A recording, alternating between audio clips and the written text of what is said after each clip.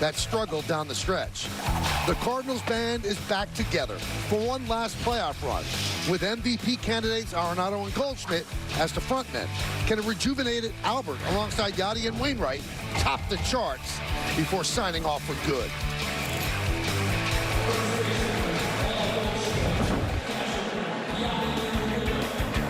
All right, so the Cardinals are taking the field. Let's take a look now at the Phillies starting lineup. They're 87 and 75 on the season, and obviously there are some key people that the Cardinals have to worry about. The top of the order with Schwarber, you've got Real Muto, Bryce Harper as well. Everybody else will pick up the slack, but Schwarber's the guy with 46 home runs, and he has jump-started this offense and has been so reliable for them. And with more on Schwarber, let's go to Alvin Gonzalez, and he has more on Schwarber. Alvin?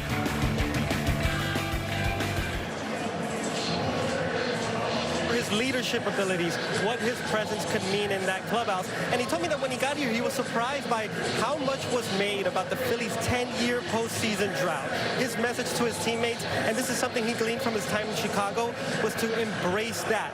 Let that motivate you. I talked to him during Thursday's workout, and he told me he was so proud of the group by how much they came together in the midst of so much adversity to get there. Now that they're here, his message is simple.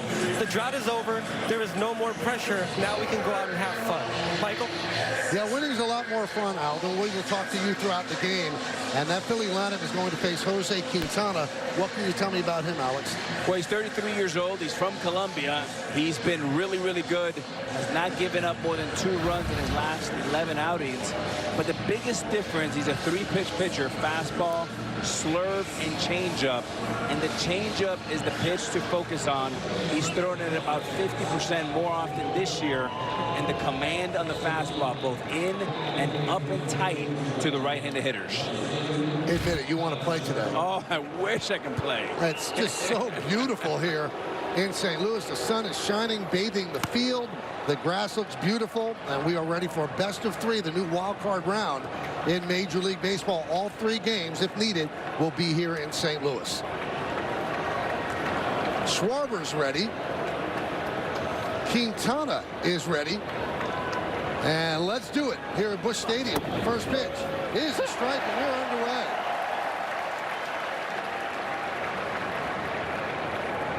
Phillies 87 and 75, and the Cardinals 93 and 69. And the lefty rocks and deals outside. Schwarber's an interesting player, Alex. 200 strikeouts, but boy, does he jumpstart the offense with the power. He does, and what he does in that clubhouse, his leadership.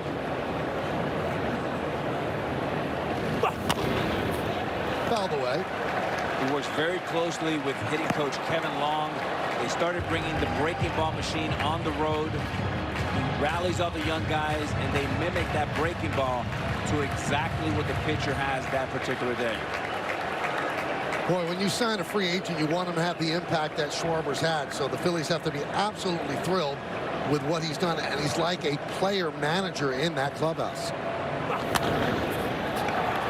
Sky-high pop-up. The veteran Molina will put it away. 1 down.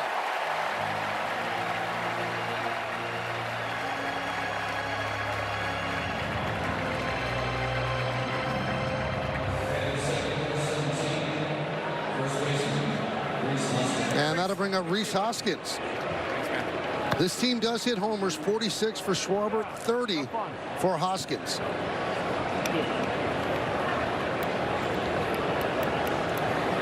Now, at the top of the order, you do have some strikeouts, the 200 by Schwarber and the 169 by Hoskins. That's 10th in Major League Baseball. The 200 is the tops. And there's a strike.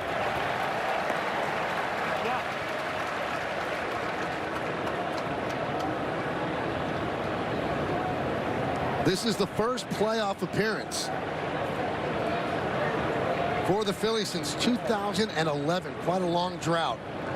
And the last time they were in the playoffs, they faced these Cardinals.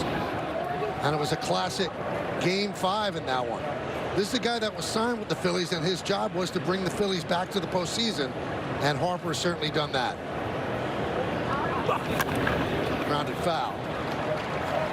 Yeah, Michael, for the Phillies, if you're a Phillies fan watching, more than 4,000 days between last pitch and the first pitch there against Schwarber, and they're hungry and they're ready.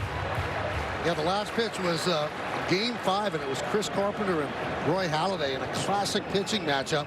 Last time the Phillies have been in the postseason.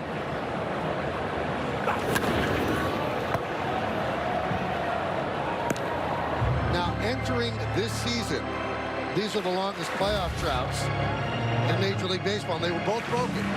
Your Mariners, 20 years they're in as a wild card in the American League, and the Phillies, 10 years they are in as a wild card here in the National League.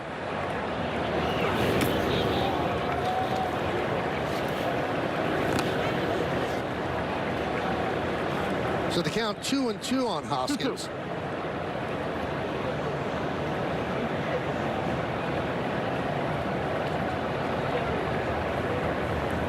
And the pitch. It's inside. I'll tell you what, the field mics are working great. You hear every grunt, groan, strike call. See the other game going on right now, bottom of the 8th inning. Guardians lead the Rays 2-1. That one's on ESPN.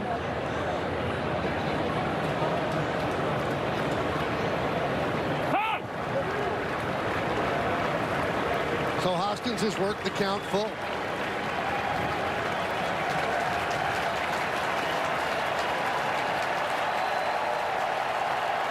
And the payoff. Fly ball, left center. Who's going to get it? Carlson will get it. 2-away. Alex, talk to me about nerves in postseason games. Well, especially early on. We were talking earlier, the Cardinals need 13 wins to become champions. The toughest two are these two. And you want to get off the gates. You want to come out with your dancing shoes. You want to get a hit on the board, maybe a home run, and get the momentum going.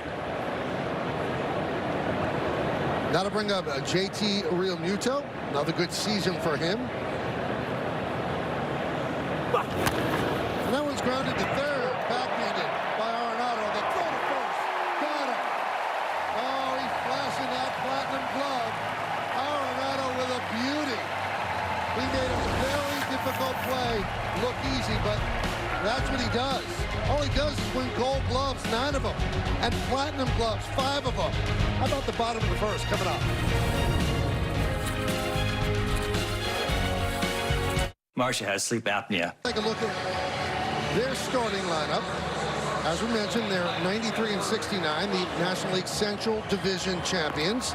And the 2, 3, and 4 in their order, well, you could say that's some heavy lifting for pitcher. Pujols, Goldschmidt, and Arenado cleaning up. You see the rest of the lineup as well.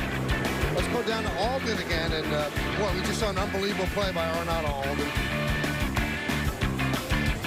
Yeah, Michael, I was talking to Arenado yesterday, and he called this probably the proudest season of his career, not just defensively, but how he was able to bounce back offensively. He spent the entire offseason looking to understand his swing, also looking to open up his hips and get some more mobility, and he's just had a resurgent season at the plate. And late in the season, he's feeling as good with his lower half and his stability as he has in a long time. All right, let's get to Nootbaar at the plate against Zach Wheeler of the Phillies. And the righty deals. And there's a strike. What do you know about Wheeler, Alex? Well, he's a stud. He came out of New York. He was with the big boys over there, and he's healthy. 6'4", 195. There's a wicked slider there. He's got a fastball. He's got a sinker, slider, and a curve. He's in a pound of the strike zone with fastballs all over the place. 4-seamers and 2-seamers into righties. First postseason appearance for Wheeler, because when he was with the Mets, he was injured when they went to the World Series. And the other year that he was injured, they also went to the playoffs. So this is his first time significant games here in October. Ground ball, base hit through the right side from Nootbaar.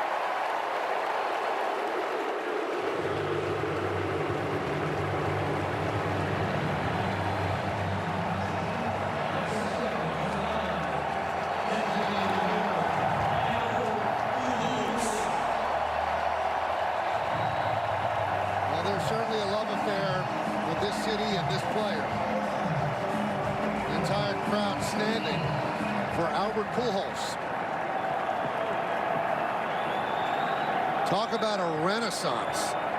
By the All-Star game, you wondered, did he have anything left? Now you're wondering why he's retiring. 42 years old.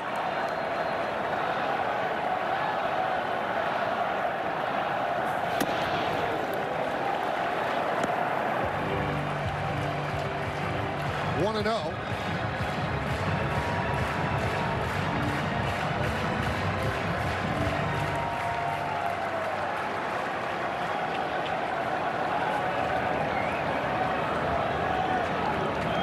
Newtbar leads off first, held by Hoskins.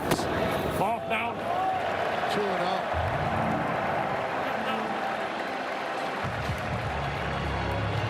Alex, what happened with this guy? Well, the first thing that happens is confidence. You know, so much in baseball is a feel-good. There's a euphoric feeling around Pujols, putting that uniform back on. I was with him yesterday. He feels liberated. He feels happy. And I'll tell you, at the plate, he is balanced and confident. That one's drilled to center field and deep.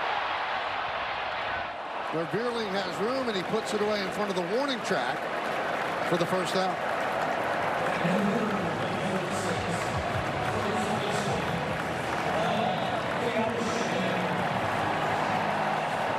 So Pujols hit the ball well. Bierling ran it down, and that'll bring up Paul Goldschmidt.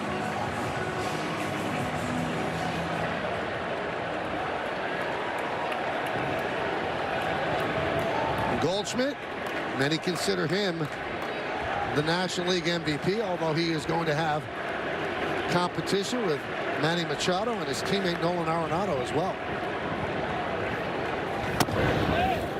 And there's a strike. It's going to be a close MVP race, and each city in the National League will have 2 writers that vote for that award. Will the 2 writers in St. Louis split their vote? One to Arenado, one to Goldschmidt. That could hurt you in the long run.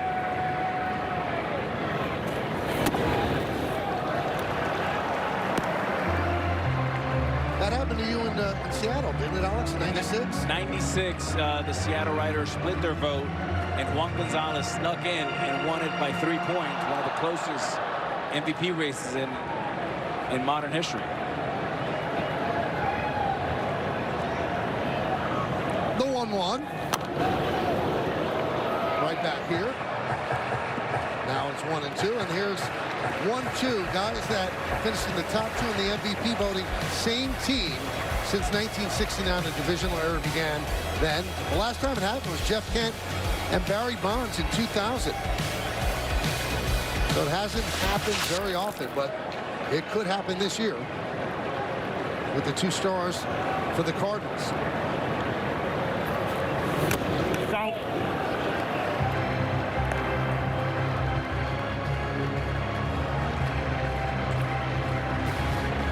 Well, here's how they rank. Goldschmidt's first in slugging and OPS. Arenado 3rd and 4th. Extra base hits. Arenado 5th. Goldschmidt's 4th. And the RBI 2nd and 4th. And Arenado's tied for 4th. So very, very close. And then you also have to factor in the defense that Arenado gives you. Strike 3. Goldschmidt down looking. Nice pitch by Wheeler.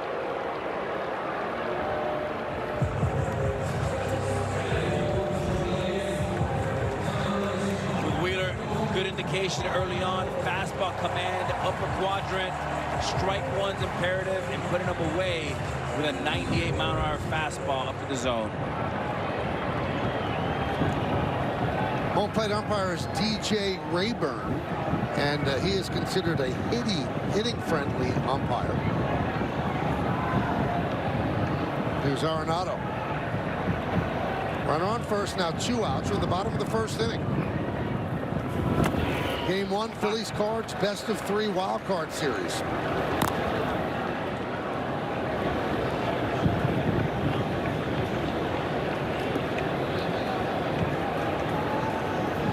Something to note, Arenado, every single one of his 30 home runs was left center field or left field. Not one to center or the other way. The right fielder playing very shy in right field. also, when you look at his power numbers and the fact that he has 73 extra base hits, he has just 72 strikeouts. So he's not your typical 20-22 power hitter who doesn't care about the strikeouts. He's putting the ball in play.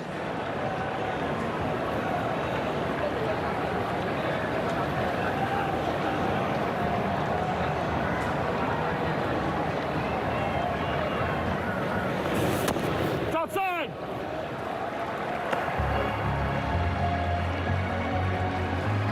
All throughout this lineup, Michael, power and contact.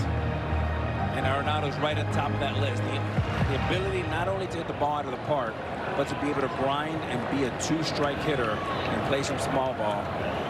This team has both. Newbar leads off first. Now it's fouled back to the screen. Good cut and a good fastball.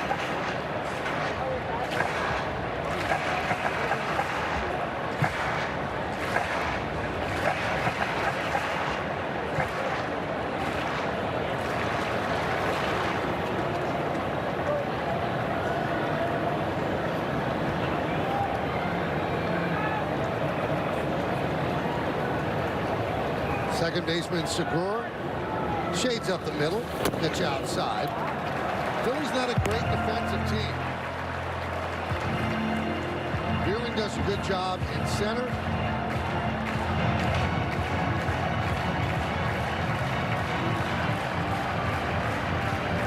But Brandon Marsh will come in a close game. Segura has sure hands. If it gets to him, he's going to make the play.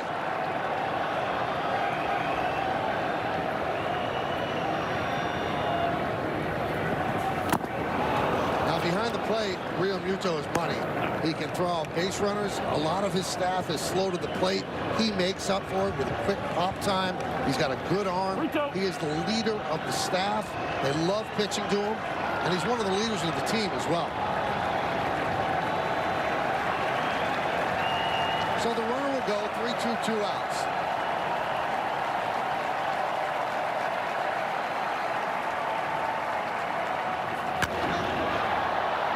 Ball right center. Castellanos is there, and that will do it. Bryce Harper's going to lead off when we come back for the second inning, and we'll be back after this message and a word from our ABC stations. Celebrity Jeopardy. Rays Guardians is at noon Eastern on ESPN2. Mariners Blue Jays at 4 Eastern on ESPN. Padres Mets at 7:30 Eastern on ESPN.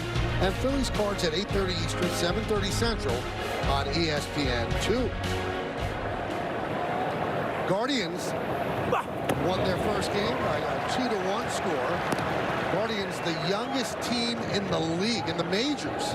And just a surprise job by Terry Francona and that organization. They won the American League Central, so they jump out to a 1-0 lead in the best of 3.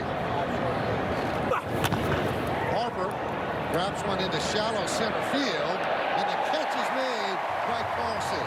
Got a good jump and ran it down.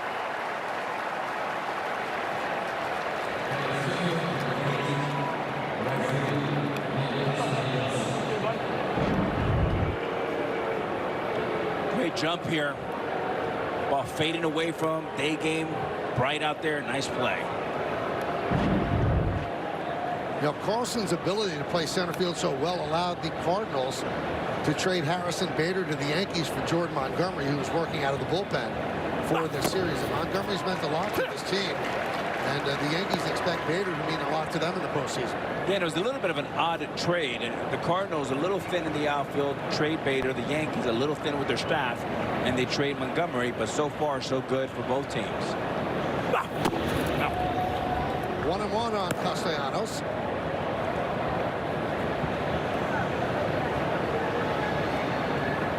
Castellanos, another one of the big free agent signings by the Phillies. He's had a little bit of a disappointing year.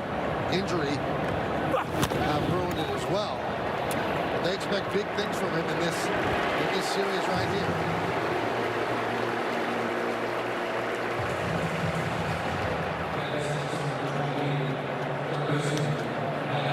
It seems Sometimes when we talk to Rob Thompson, they expect good things out of Castellanos.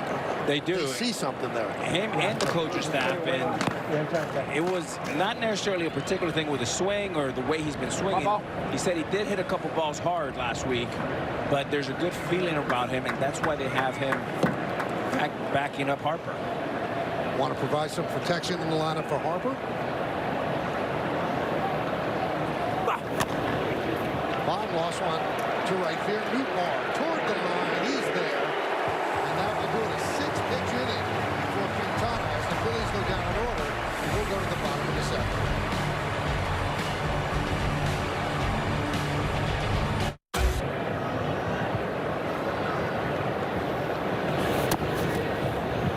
And there's a strike.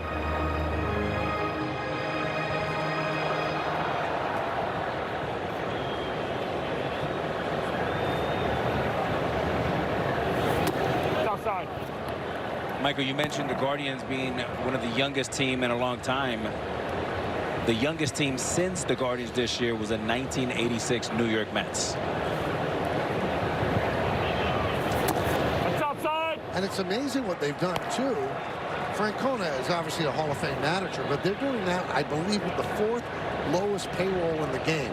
Incredible. And Ramirez, the catalyst of that team, signed a wonderful contract, very friendly for the Guardians. Lined into center field. Yearling is right there. One down.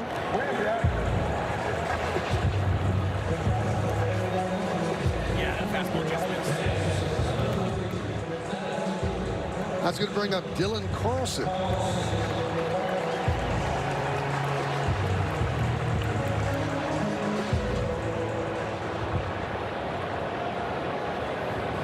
Let's go down to Alden, who has more on Dylan Carlson. Yeah, Michael, it's hard to overstate just the importance of Dylan Carlson having good at-bats against right-handers in this series. There's a guy who struggled from the left side of the plate for really most of the year, but lately the Cardinals have been giving him more opportunities as a left-handed hitter. They feel like the at-bats are better. If he's productive against righties, it allows them to put his glove in center field in a spacious park, and it clears up a lot of their outfield picks. That's popped up, foul territory. And it's going to fall untouched. It's too far away for Bone to get there.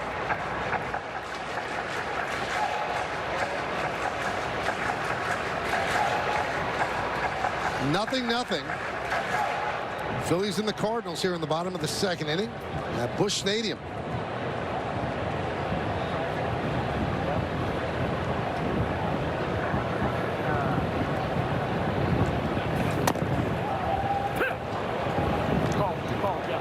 It's the 19th tomorrow, Alex. What we should do is have a little field trip in the afternoon. Maybe go up in the arch. I love it. Take some pictures, you know. What a beautiful scene here. 1-2. Popped up. And the third baseman comes all the way, calls off Realmuto. It's an easier play for him, and he makes it for the second out.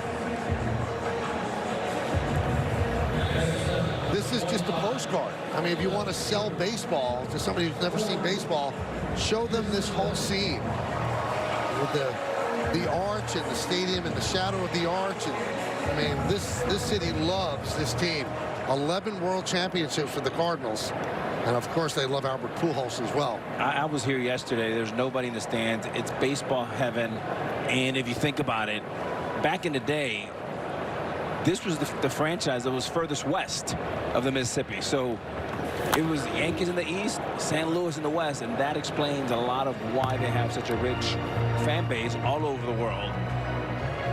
And they used to be, they were broadcast on KMOX, which is a powerhouse signal, so you could pick that up everywhere. And you know, within the sound of Jack Buck's voice, all of a sudden you could become a Cardinal fan. There's Jack. A legend. Pretty cool. One of the greatest. You know, I've heard his son is pretty good, too. Yeah. What's his name, Joe? I think it's Joe, yeah. 1-2. You know, Wheeler this year has dominated the Cardinals. 15 2/3, not one extra base hit. And so far, so good. Good tempo, good fastball. And he's a reverse split guy. And what that means, Michael, he's actually better against lefties than righties because of that power fastball and that wipeout slider.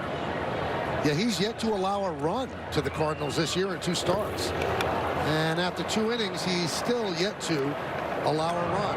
As he retires, St. Louis in order, 1-2-3. Zeros on the board. We're going to go to the 3rd inning here in St. Louis. 0-0.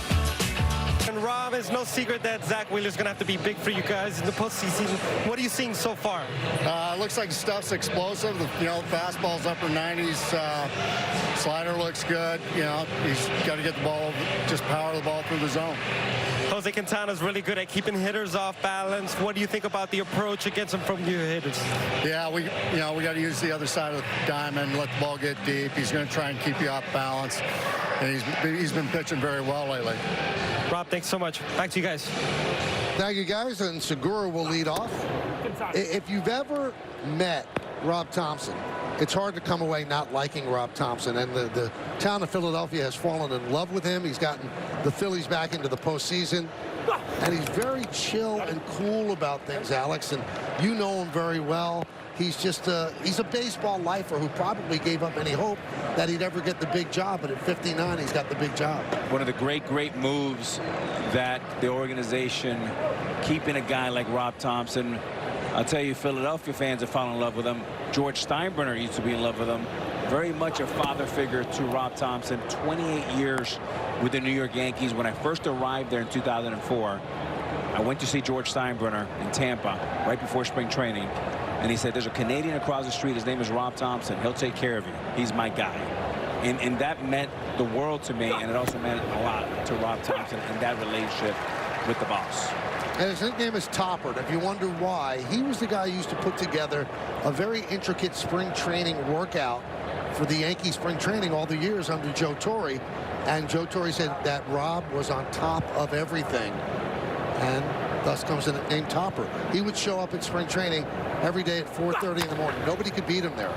There's a ground ball to second. Donovan makes the play to get Segura. 1 away.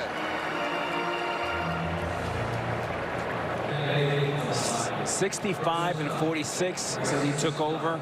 An unbelievable job. He changed the energy of that clubhouse. And when you talk to the players, they like him. They revere him. He stays out of the way. He doesn't micromanage. He lets his great coaching staff do his work. And so far, so good for that man right there. Since June 3rd, the 4th best record in the National League. Dodgers, Braves, and Mets, 1-2-3. Pitch to Stott is high.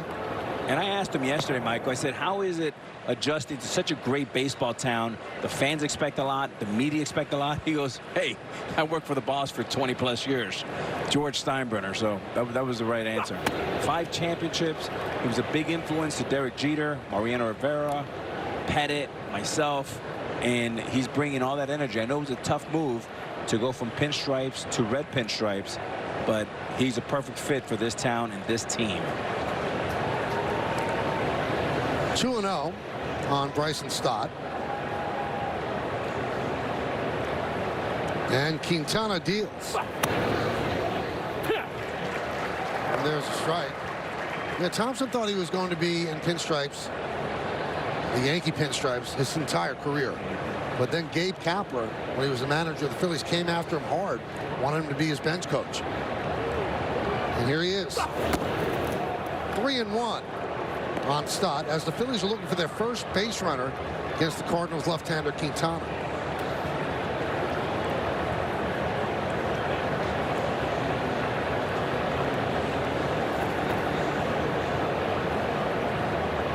And the pitch. Ball 4. First base runner for the Phillies as Stott works a walk. Hey, get your game on at MLBshop.com. Authentic on-field caps, tees, hoodies, and more. Get all your postseason gear and wear what the champs wear at the official source, MLBshop.com. So here's Vierling, the number 9 batter in the order. 0-0, top of the 3rd inning. Each inning, each pitch, each out means so much in such a short series. You make a couple of mistakes, your season's over. You have to be on point on every single pitch. Alex mentioned that all the wild card teams and the division winner that plays in the wild card round, they've got to win 13 to win a championship. And these first two, well, it's never been done before. This is the first time we have a best-of-3 wild card round. So there's a lot of pressure in this.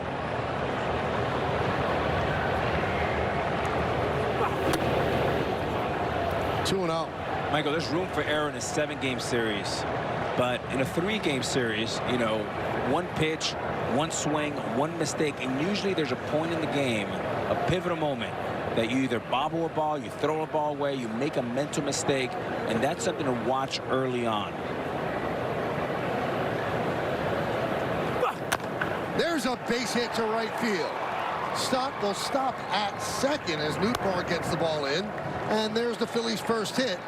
And it's first and second, one man out, back to the top of the order in Schwarber. Thank you.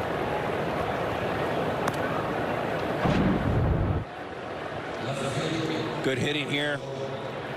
Not trying to do too much. The Phillies are set up now.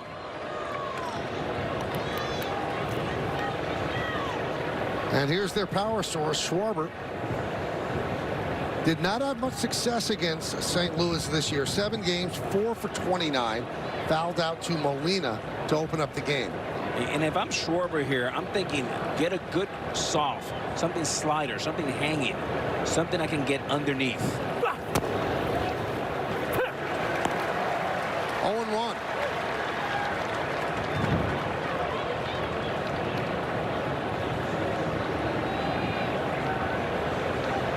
Has never really hit well in this ballpark. 4 home runs and 127 regular season at bats here. 1 home run every 32 at bats. Pitch is high. And everywhere else in his career, 1 home run every 14 at bats.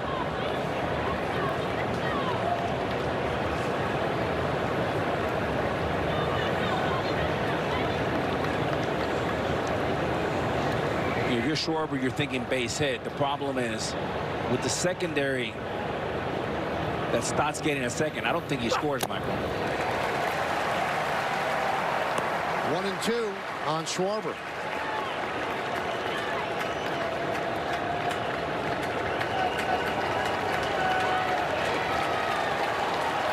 Some stretching out there. I don't think anybody's coming in just yet. Although Quintana will now have a very, very long leash. No pitcher will in this short series. If you're Schwarber here, you have the shift against you. He's powering you up with fastballs. Stay inside the baseball, play a little pepper, and think right at shortstop. Get yourself a nice ribby. 1-2. Held up, crowd wanted it. Schwarber signed a 4-year, $79 million deal and hit 46 home runs in his first season, 6 ahead of the Mets' Pete Alonso, and 16 behind the major league leader, Aaron Judge, who had 62. 2 balls, 2 strikes, 1 out, 2 on for the Phils.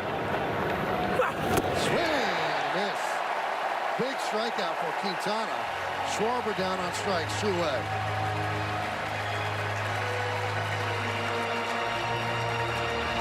He attacked him hard early and put him away soft with the breaking ball. Early heaters here. Speeding him up. Uncle Charlie. Here's Rhys Hoskins. Inside, 1-0. Stott's at second. Vierling is at first. 2 men out. We're in the third. Phillies and the Cards.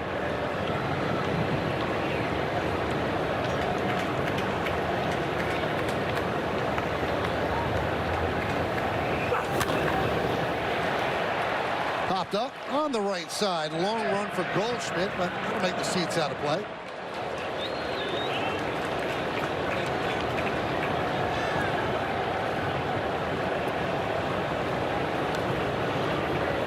And Michael, as a player, you come into a stadium like this for the first time, early postseason, you want to see how the grass is running. Then you want to look at that flag. That flag in left center field is blowing in. That means that 3 runs could win the ball game. So to your point earlier, any swing, any pitch, any play can be the difference.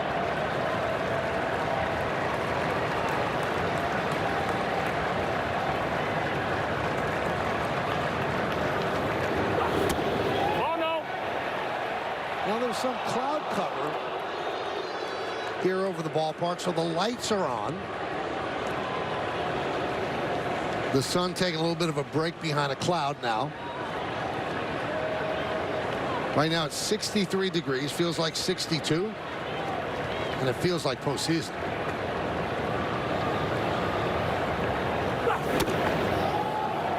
Three and one. So big pitch on the way to Hoskins.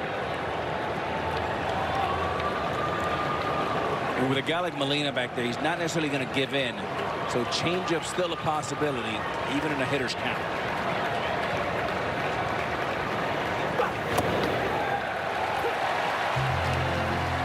They didn't give in on the curve. In a dandy. That's what makes Molina such a tough catcher to think with.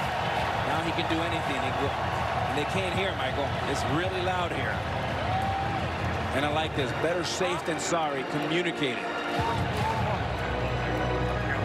Got Molina there like a quarterback. Here's the play. I've wondered all year, Alex, how PitchCom is going to work in postseason baseball when it gets really loud. I mean, you see crowds of 30,000. Pitchers are covering their ear just to try to hear. I wonder if it's going to be effective.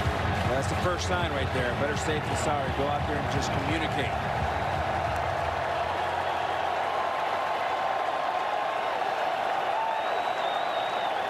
Runners go. Ground ball is short. Edman across the diamond, and that'll do it. So Quintana works into and out of trouble. No runs a hit. 2 men left on base. 2.5 in the books. Nothing.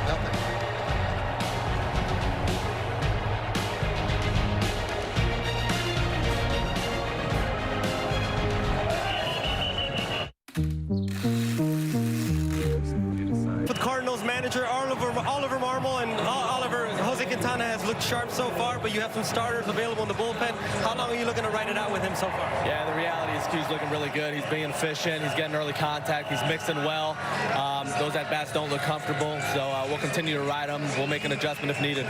We got Yadier Molina leading off in this half inning. What has it meant to you watching him navigate through this final season in St. Louis? It's been awesome, man. As soon as he got back from the couple months off, it just added a lot of energy to this clubhouse. He's a great leader, and the reality is he's set the culture for what we do here, so it's going to happen. Oliver, thanks. Guys, back to you. All right, thank you, guys. And here is Molina. And there's a strike. 40 years old, 19th and final Major League season. You heard what Marmol said. Molina missed 37 games in June and July with right knee inflammation. And he has said that this is his final year. That one is wrapped into center field. Bierling is there and puts it away. I mean, the Cardinals might look completely different next year. No Molina, no Pujols, and there's a possibility that Adam Wainwright also might call it quits after this year. But some people think he could be back. Yeah, and Michael, when you look back at spring training, a lot of the talk around St. Louis down in Florida in spring training was this is a farewell tour for maybe these 3 guys. And somewhere on the break, something turned, and it's Albert Pujols. And they made some nice acquisitions with Montgomery, Quintana, and here they are with an opportunity to go deep into October. Pitch to Tommy Edman is a strike. He's the shortstop and the number 9 batter in the Cardinals order.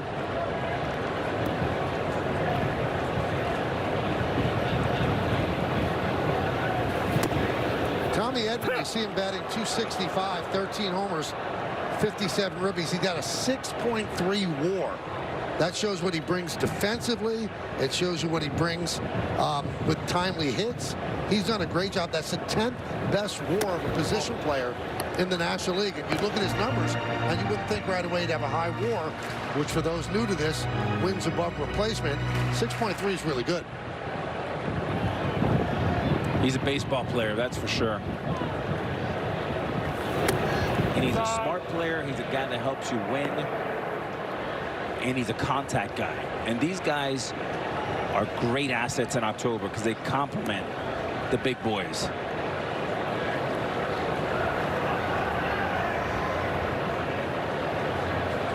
And the 2-2. Foul back. Still 2-2.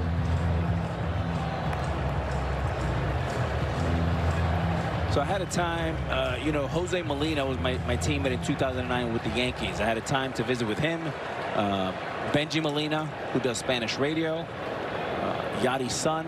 It was like a big barbecue here yesterday. High fly ball, deep right center. Going back, Castellanos. He has room. He's called off, though, by Vierling. And that'll be the second out. So, Michael, the whole family is here. Molina celebrating. Has been a very emotional week, very exhausting week. They all flew back to Puerto Rico, El Dorado, this morning. And Gladys Molina, the mom, watches every game when Yachty's playing. But she puts the game on mute, so she's not listening to us right now. She listens to the Spanish radio, her son, Benji Molina, which is an incredible story. I think about my mom. And then she manages every pitch of every game, screaming at the television. Passionate three stud sons and a passionate mom. Pitch to Newpar is low, so she's not listening to us at all. At all. Well, I hope that doesn't become a thing.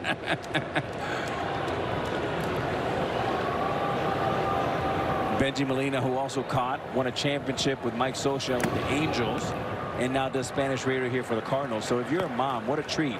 You get to watch your son, and you get to hear your other son calling your son's game. Pretty cool. All three sons with World Series rings. Yes. And Yachty has 2. And now Yachty has a 14-year-old son that's also a catcher, and they say he may be the best. Wow. I met him yesterday. Big kid. Nice kid. Looks good. He looks like, there's Benji right there. Boy, what a great player. And him and Scioscia, they were so good together and called a great game. They had those great bullpens in Anaheim.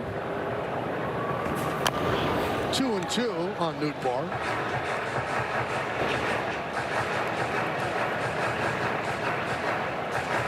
So I asked Jose, what's Yachty going to do when he retires? He said absolutely nothing. He's been at it for 20 years. He wants to go home to the ranch and just be with the family. 2-2. 3-2. Wheeler looks pretty good, Alex. Yeah, but there's a big pitch right here, Michael, because you have Pujols who hit a rocket in his first at bat. He's locked in. If you're Wheeler, you want Pujols starting next inning.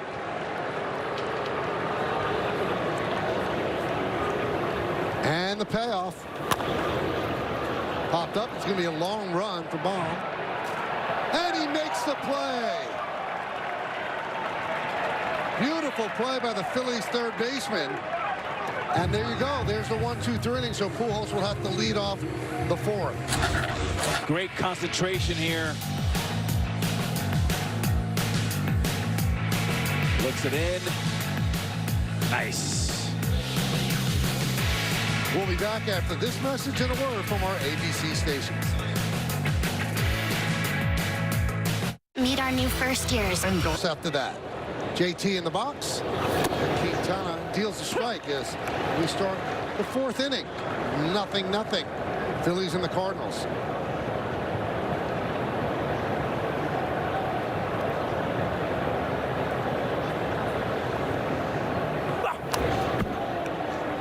Quintana was quite a pickup. He signed a 1-year, $2 million deal with the Pirates in November, then was traded to St. Louis at the deadline. And with St. Louis, a 2.01 ERA. And here he is starting game 1 of the Wild Card series. And if you're Philly, you have 3, 4, and 5. This may be the last look at Quintana. So you want to start putting some runs on the board, especially on the road. You want to start building a little momentum here. Since September 1st, first in the majors in ERA, first in the majors in WHIP, a 0.75. Anything under 1, doing well. High fly ball. Dickerson is there. Oh, is that up there? One away. And Michael, not all pitchers are created equal. I mean, only 3 swings and misses in today's game. So he's pitching a contact, easier when you have 3 gold gloves in the infield. But you don't have to swing and miss at every pitch. You don't have to go out and be a rock thrower. You can go out and pitch, finesse, and that's exactly what he's doing now, what he's done the last few months. There's Bryce Harper. Obviously, the IL stint. He's playing with a bad elbow, then his thumb. He broke that on June 25th. Missed 52 games. Hasn't been the same since then. And now facing this tough lefty, takes a strike. Michael, if I'm Bryce Harper, all those numbers you called out, I would throw them in the garbage. If you're him, you haven't been healthy all year. 1 or 2 swings is what you're looking for in this series to make a difference. You're going to have your MVP season next year. Right now, just empty the tank with whatever you have left.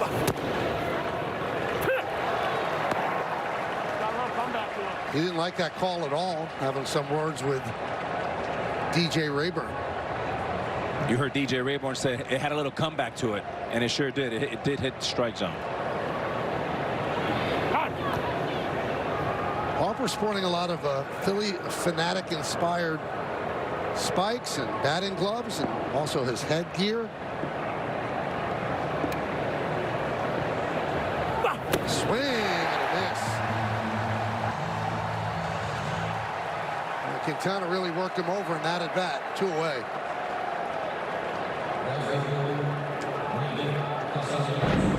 Here's a guy that just looks like he's in between. And Rob Thompson told us that earlier today. Look at him. He's on his heels. He's receiving the blow. He is so late, off balance, out of control. Exact opposite of what you see from Albert Pujols. Look at this right here, Michael. He's on his heels. He's receiving the blow. He's just late. And then he's just going uphill. When Bryce Harper's right, that foot is down, and he's working downhill, and he's attacking the baseball. Right now, he's being attacked by all pitchers. He's the prey, and the pitcher's the predator. 1-1.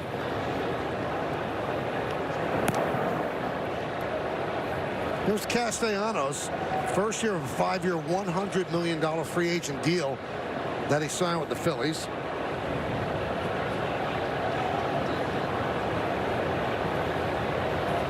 And for him, a down year at the plate. He missed most of September with a left oblique strain. And he didn't go on a rehab assignment, just rejoined the team for the final week of the regular season. And if Harper was healthy, you'd see more of Castellanos as the DH. Schwarber is the DH. But Harper can't play in the outfield. 1-2. 2-2.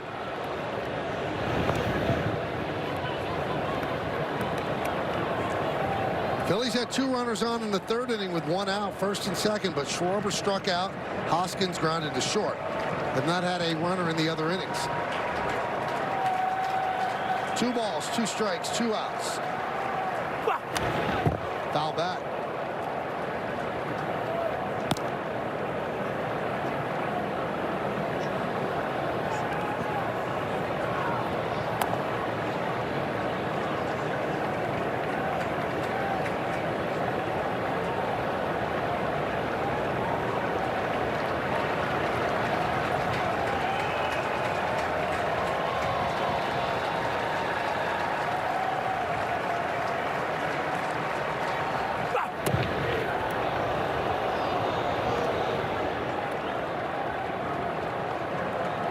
Quintana, 33 years old.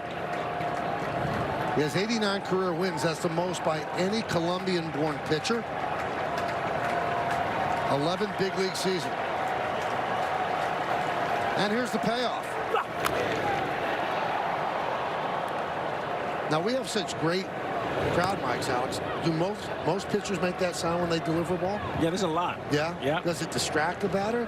And if you throw a changeup off that sound, does that make it more effective? Not really. I mean, you're so locked in that that doesn't really pay. I mean, if a guy's throwing 98, 99, you know, Nolan Ryan back in the day, Clemens, there's some guys that have some good grunts. You know, A.J. Burnett from our team. Here's the 3-2 grunt.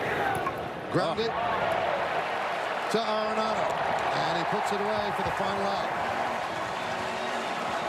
So the Phillies go down in order 1, 2, 3. Well, you know who's coming up in the bottom of the inning, right? Albert Pujols leads off.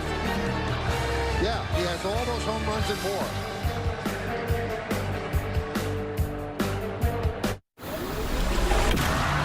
As electric vehicle performance becomes 2022 Wildcard Series on ESPN, presented by Hankook Tire. Here he is, Albert Pujols, 703 home runs, 4th in Major League history. In fact, 2, 3, and 4 in the Cardinals order will be 1,300 home runs coming up against Zach Wheeler. There's a strike. Pujols finished with 3,384 hits, 2,218 ribbies. Only Hank Aaron has more in Major League history. After the All-Star break, he had 323 with 18 home runs. And he had his 700th September 23rd at Dodger Stadium.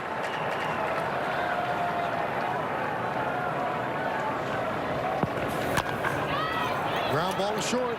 Stop. 1 down.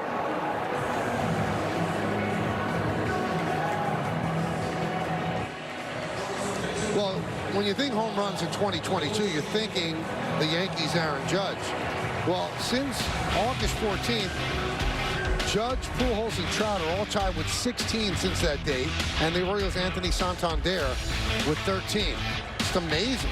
I mean, sometime around July, he found the fountain of youth. No one in the National League has a better OPS.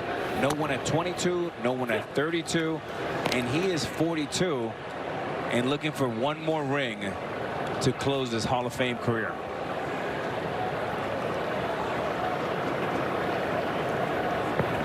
Swing and a miss, 0-2.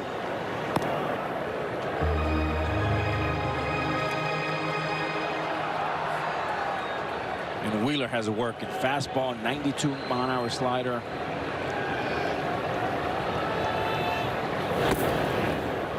One and two.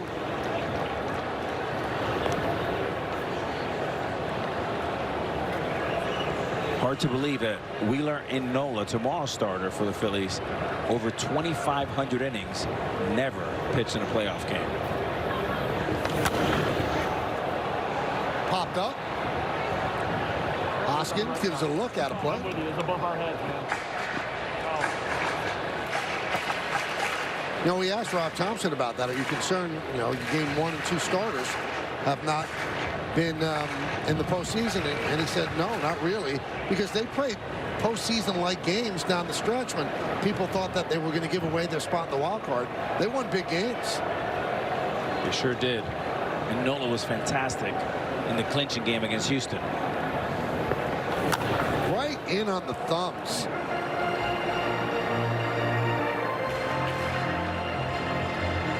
And Wheeler usually throws 95, 96. Today, he's pumped up. He's 98, 99 with a power slider at 92.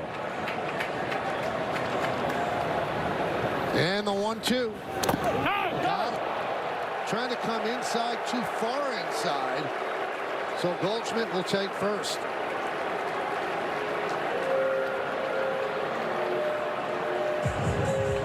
The pitch before, right in on the thumbs, he fouled it off. This time it hit him. 98 miles an hour. Here it comes. A running sinker. Just gets away from him. Right on the forearm. That'll leave a mark. So here's Nolan Arenado. Goldschmidt leads off first.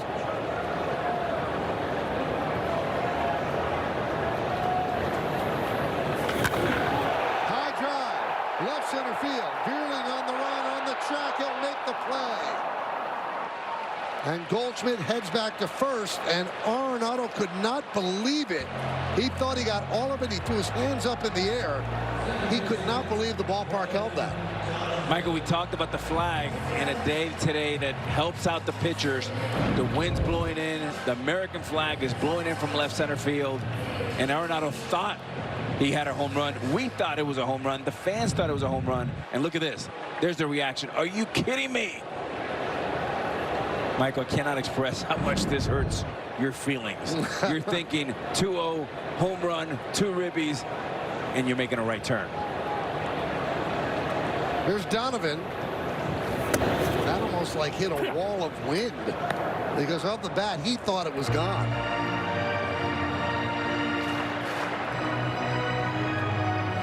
I mean, you're going to be talking to yourself and you see that flag, and there it is that wind blowing in. As a player early on, we talked about it earlier, you look at the elements and you have to play to the elements. And if he's sitting right next to you, Michael, he's saying to you, Michael, I hit that ball in batting practice, it was a home run. I hit it yesterday in batting practice, it was a home run. That ball, 9 out of 10 days is a home run, but not today. And now you're walking around talking to yourself. He's still looking out there. Oh. Albert, can you believe that? Didn't you think it was gone? I thought it was gone. Yes, did you? I thought it was. Yeah, Poppy, for sure. You ever go up to a player and say that? Did you think that was gone? It just looks at you and goes, no. Yeah, I have. Yeah. Andy Pettit.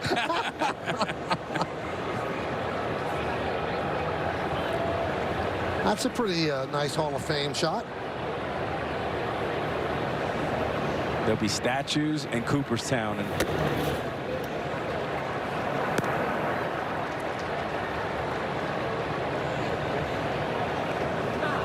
Each team with just 1 hit. Bottom of the 4th inning, 1 on, 2 outs for the Cardinals. 0-0.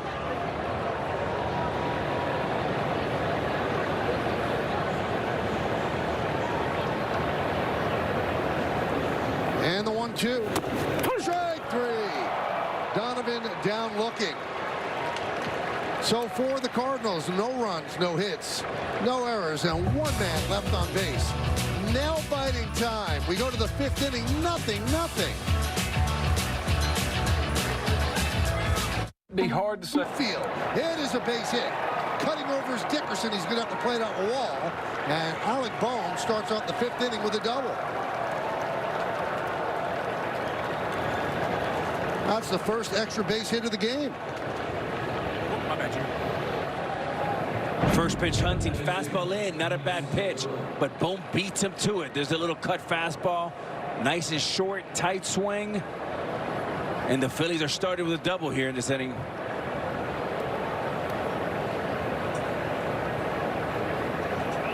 So Bohm at second, and here is Segura. You can have a bunt here or hit the ball the other way, but you have to get this runner over to third base, especially on the road, Michael. And now you're in the 5th inning. Runs are at a premium, and we already saw with the win, 1 or 2 runs may be a victory for either team. Well, he showed bunt first time. Didn't really commit to it. Let's see if he does it again. And if he bunts, it should be right at third base. Arenado make him field it. Not running. Takes a strike. Now, this is a significant day for Gene Segura. He played 1,328 regular season games without ever appearing in the postseason. That was the longest streak of any active player. It's now over.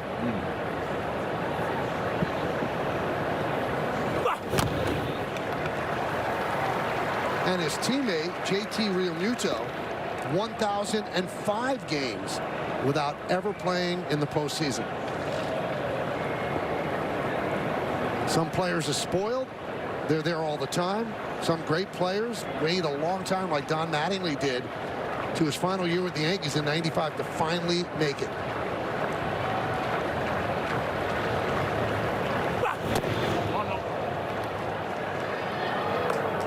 And Alex, this is what guys play for. This really means a lot to every player.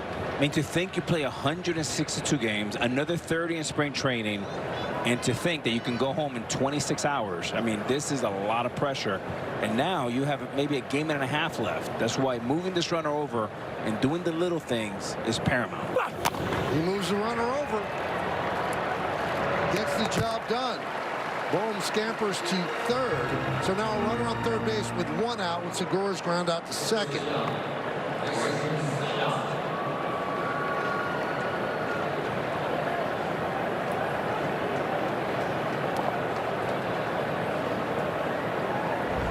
Want to keep up with the postseason? Just tell Siri, show me MLB postseason scores.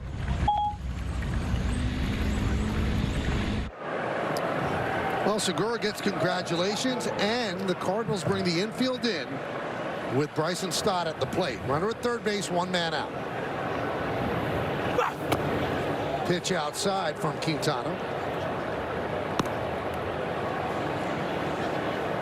Both pitchers dealing. Obviously, runs are going to be at a premium. Anyone you could push across is going to loom so large.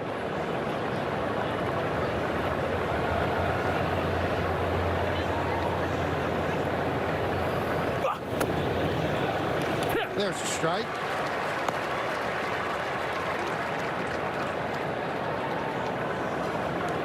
Yeah, Michael, you got to start managing a little bit here. If you're the Cardinals, you got to have a righty ready for Hoskins and Realmuto.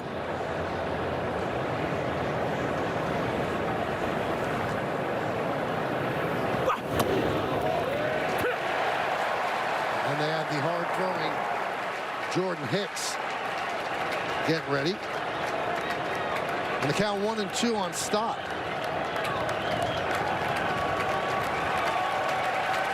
1-1 pitch. Up a little bit, got the call, and a big call. Big difference between 2-1 and 1-2. And now Quintana can't hear Molina's signals.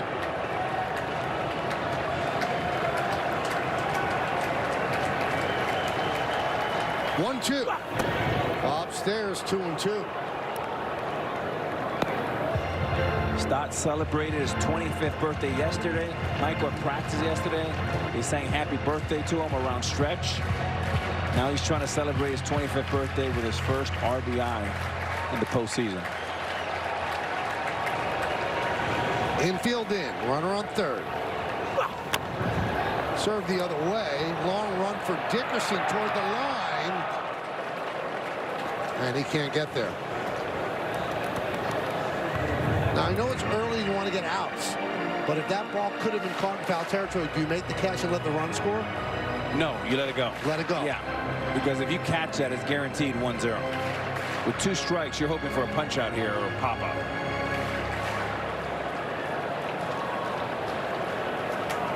Hicks continues to throw.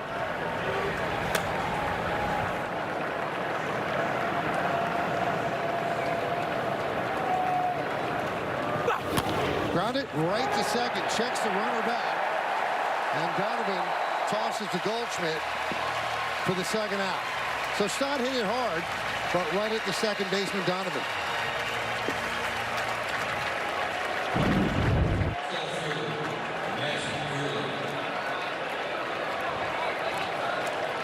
Obviously, with 2 outs now, they drop the infield bat. And Matt Vierling, who singled through the right side of the infield, comes up with 2 outs and a runner on third.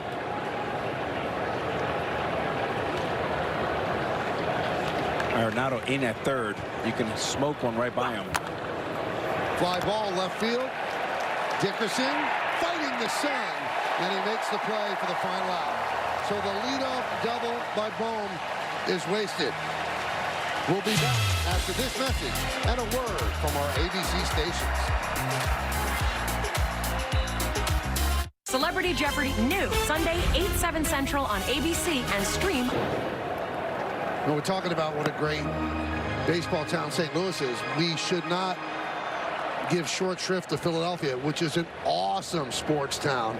They love their Phillies, and that city was delirious when the Phillies won a championship in 2008. So I'm sure they're hanging on every single pitch as well. And Michael, you were there in 2009. It was the toughest environment to play in as a visiting player in the World Series.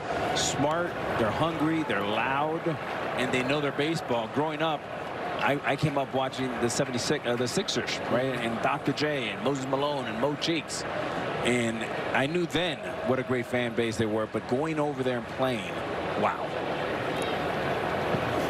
And as the Philly can't get enough of the Cardinals, the Eagles play the Cardinals this weekend in football. You know, talking to Rob Thompson yesterday, I said, how has the fan base been over there? He said, you know, for the last 4 or 5 years, we've been on pace early September, and then we blew it, so they didn't get too excited. But this year, they're here, and they're at the dance, and they have an opportunity to do some special things. And with these 1-2 guys, with Wheeler and Nola, a 1-2 punch, this can be over very quickly for the Cardinals. In these short series, if you have 2 outstanding starters, boy, do you have a leg up. Obviously, boom, if they both pitch like they're supposed to, the series is over.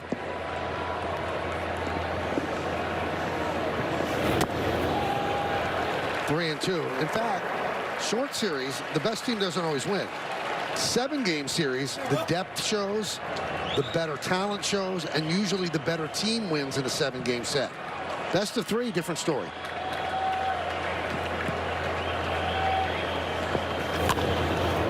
Foul.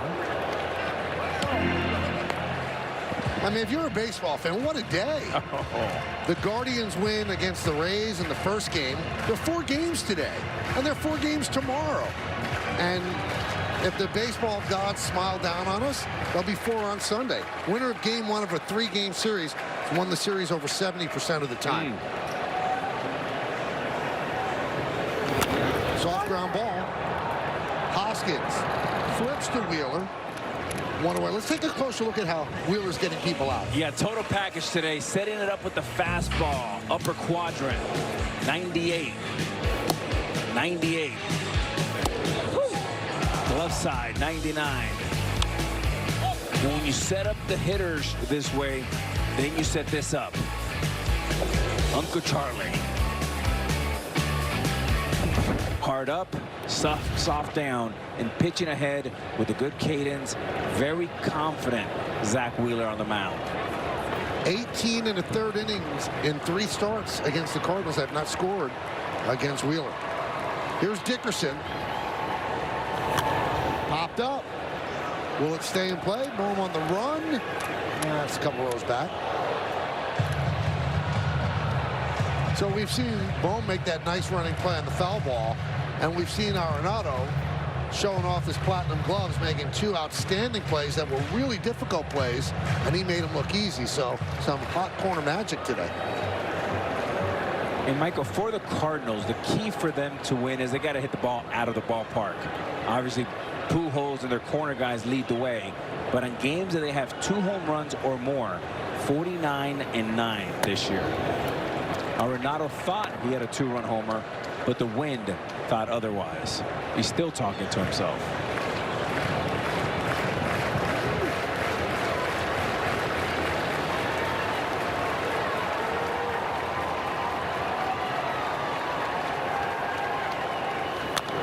Fouled away.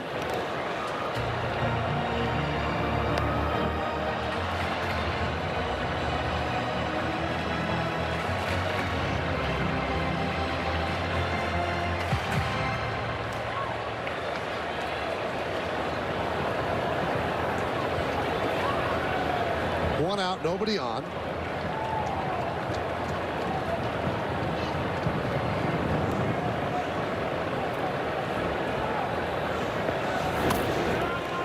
This is the type of game, if the offense gets you a run, like if the Cardinals score a run here, they'll go to Quintana and the dog and go, okay, there's your run.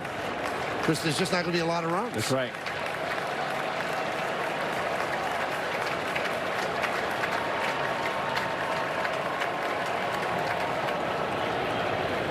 And the 2-2.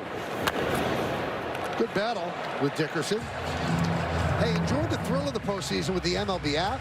Get daily lineups, live pitch-by-pitch coverage, and more in our free app with over 150,000 reviews. Download the MLB app today. You've got it on your phone. I've got it on mine. I do.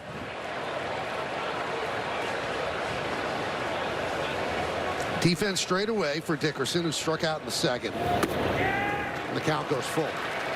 And you know, Michael, if we were in the Cards dugout right now and you were my teammate, I would be saying, what are you seeing with Wheeler? Here's what I'm saying.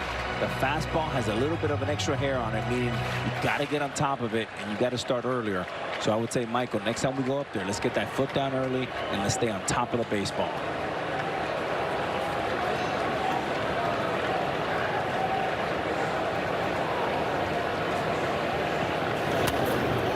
so true. The good teams, you see a guy even strike out, and he stops in the on-deck circle to tell his teammate what he just saw. You can't sit there and ruminate about your strikeout.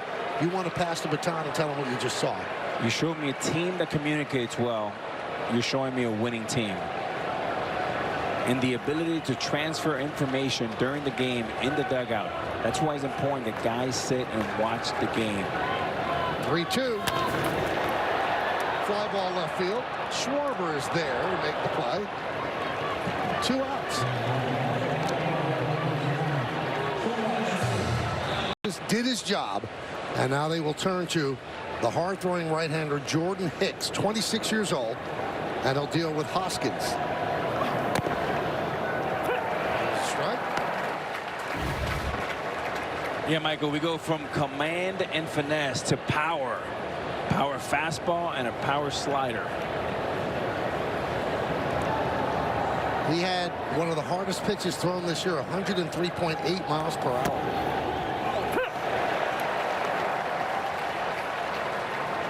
But his teammate, Ryan Helsley, topped him at the end of September with a 104.2 mile per hour pitch.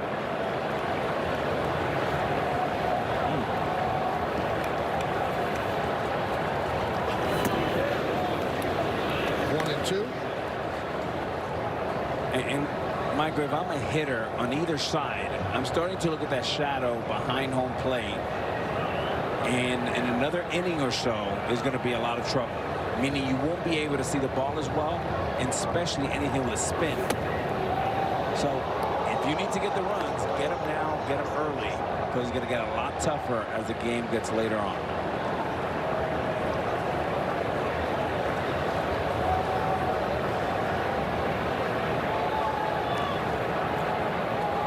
Hoskins 0 for 2. They play him to pull in the infield. Outside, 3-2.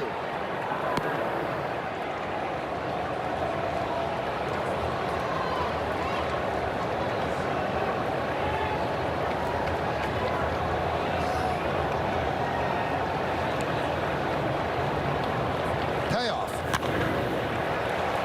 Popped up. He didn't see it. Wind took a little bit too. 2 away.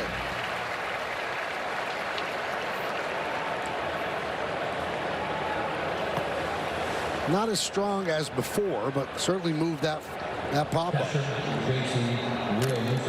When there's a pop-up in your vicinity, I hate you it. lose it, right? I hate it. I know you used to hate catching pop-ups, Yeah. and you would lose it.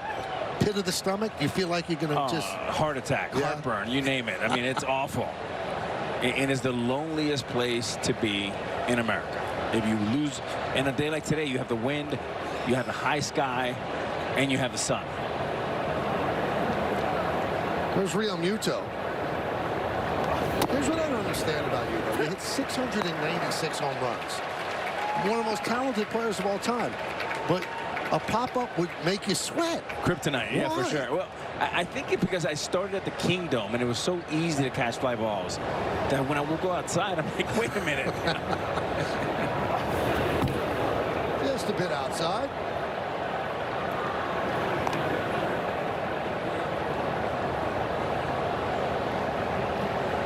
Jordan Hicks, 25 years old. Now, Quintana did it a whole different way. He did it with finesse.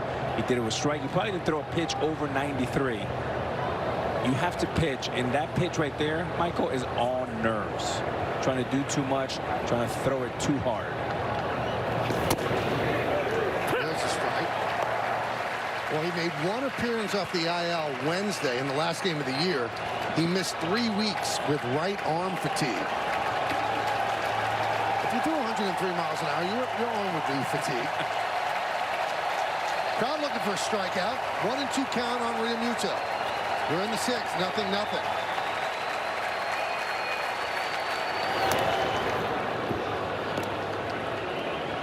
Two and two. Sometimes, Michael, if I was, you know, a coach in high school or college, I would take the gun and put them away. Because these guys sometimes try to throw so hard, they become rock throwers. And all you need to do is pitch. Forget about how hard you're throwing. You're throwing hard enough. And you can tell he's trying to overthrow on those 2 pitches. They weren't even close. You see around baseball so many times a guy throws a pitch, turns around and knows exactly where the velocity is on the scoreboard and checks it out. It's an ego thing. Also, they want to see if the ball's coming out of the hand okay. Molina's telling him, calm down, big fella, calm down. Bryce Harper's on deck. 3-2. Punch toward first. Goldschmidt takes it himself. And beats Realmuto to the bag. 2 pitchers retire the Phillies in order. We go to the bottom of the 6th. Nothing. Postseason pitchers do a lot of zeros up on the board. Quintana, Wheeler, both of them with a major flex in the first game of this best-of-3 wild card series. Hitting spots, swings and misses. Outstanding stuff so far. And MLB Wild Card Weekend continues today over on ESPN. 4 p.m. Eastern, 3 p.m. Central. You've got the Mariners against the Blue Jays in Toronto. And then 8 p.m. Eastern, 7 p.m. Central, the Padres at Citi Field against the New York Mets. Some good baseball. Ground ball, base hit. Edman reaches to start off the bottom of the 6th inning.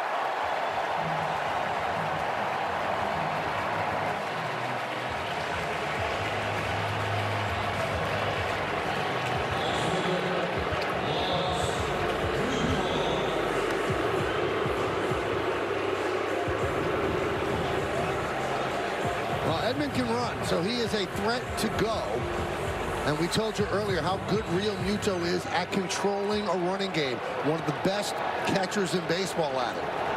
And a big at bat here. There's a salad before the steak with Pujols and company coming up. 32 for 35, Edman is stealing bases. Leads off first. Here's Nootbaar.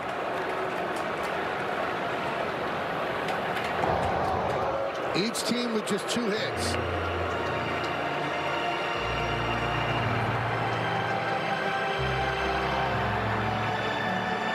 Great situation here. Good bunter on the plate. Handles the bat well.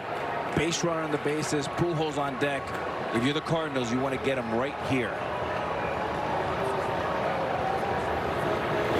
Oh, he tried a drag bunt and tipped the ball into the glove of Realmuto. 0-1. That almost looked like a swinging bunt. Yeah. And a cutter that just chased him.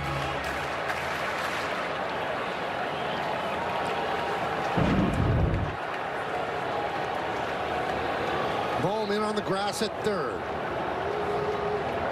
Hoskins holds Edman at first. That's a jump out of the way.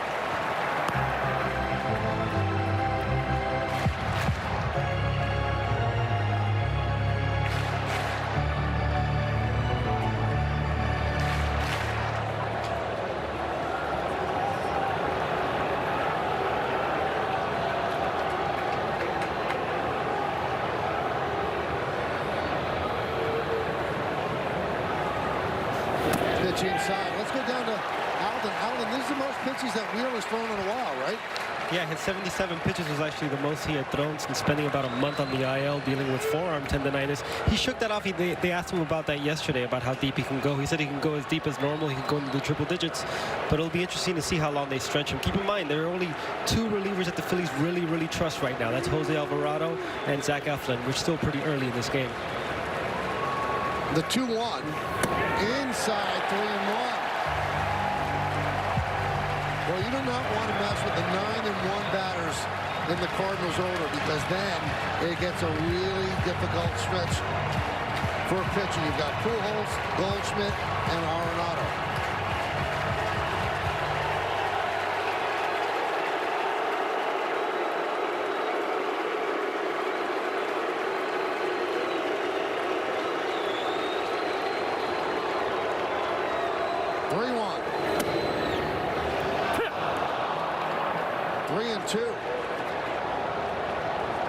Now on 3-2, and with Pujols up next, do you send Edman?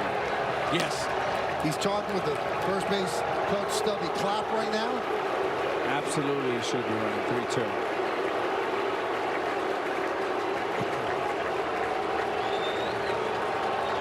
There he goes. Ball 4.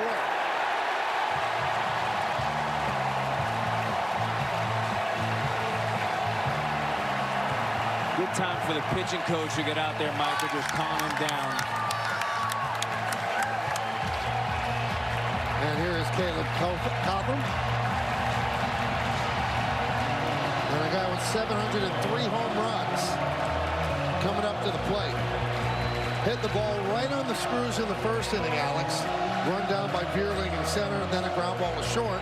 Routine in the 4th. But he did look locked in that first inning.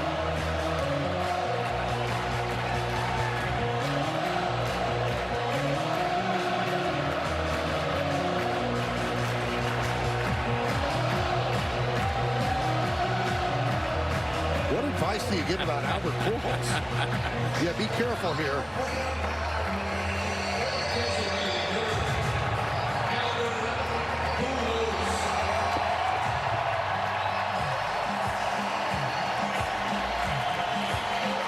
And if you're Pujols, you're looking early up in the zone. The one thing you cannot do is hit the ball on the ground.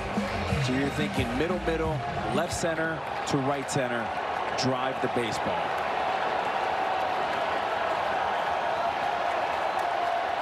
Listen to this crowd. First and second, nobody out. Bottom of the 6th, nothing. Pujols at the plate against Wheeler. Chop foul.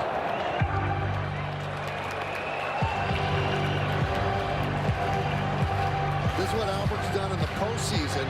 74 games, .330 batting average. 18 homers, 52 ribbies. And an OPS over 1.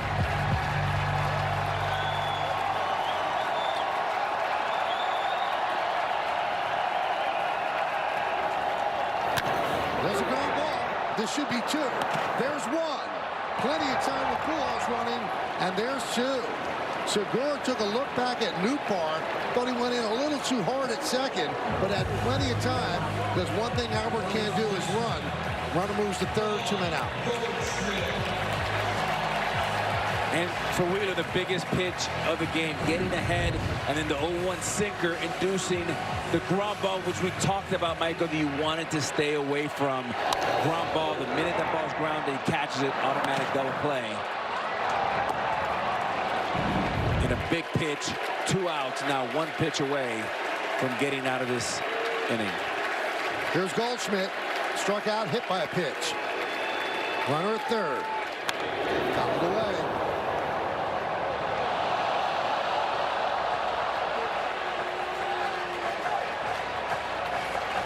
With 2 strikes, he might bounce a breaking ball, Wheeler. And if you're Edman, you just want to make sure you're out. And you might steal a cheap run here, which could be the difference in this game. Tommy Edman leads off third.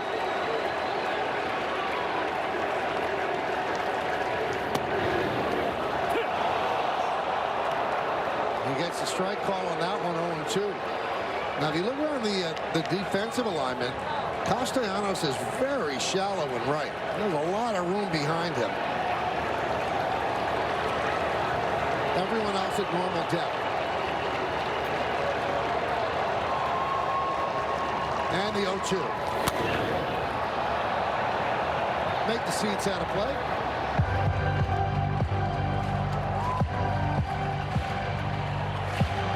Boy, that double play ground ball really unplugged the crowd. And that lessens the pressure a little bit off Wheeler as well. But they were roaring as Pujols was standing in the box.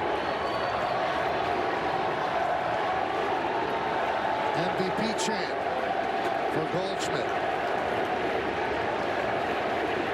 Breaking ball in the dirt. Look to score a run here.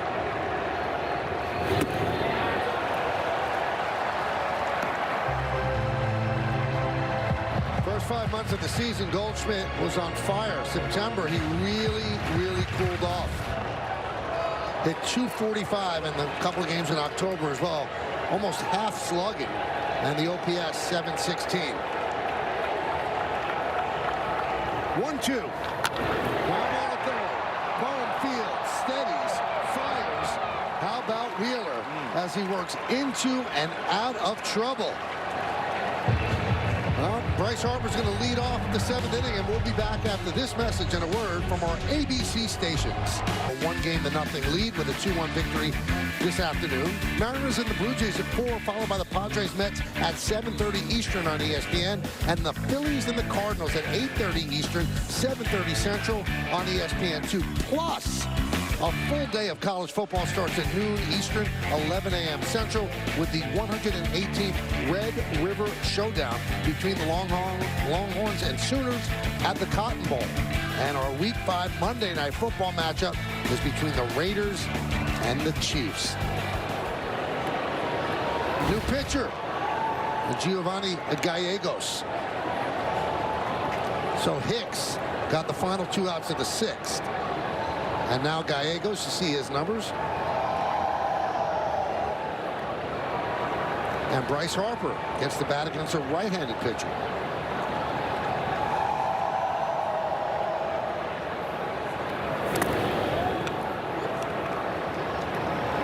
1-0. Gallegos, a 3-pitch guy, fastball, slider, change.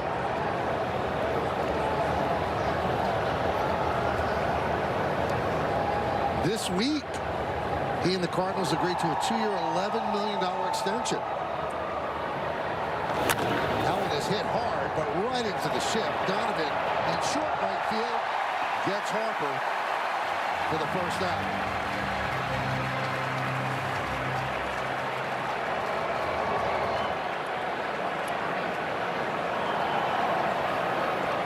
You know, Harper's shown what kind of a gamer he is, playing with that bad elbow. He's going to have surgery.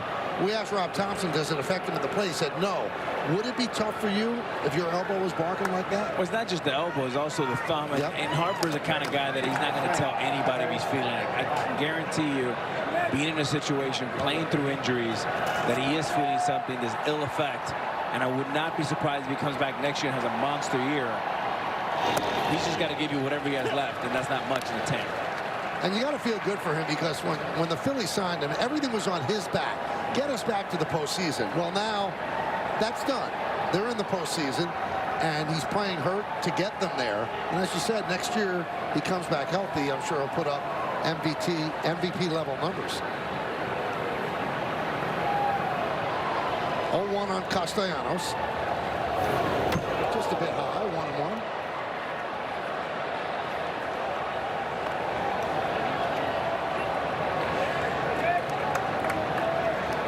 It's got to be hard to play hurt.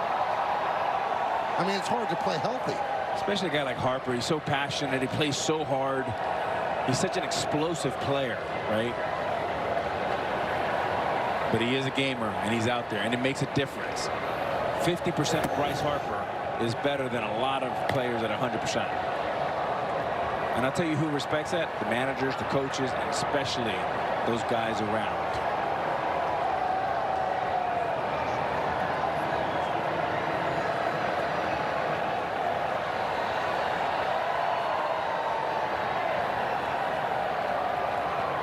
One, 2-2 on Castellanos.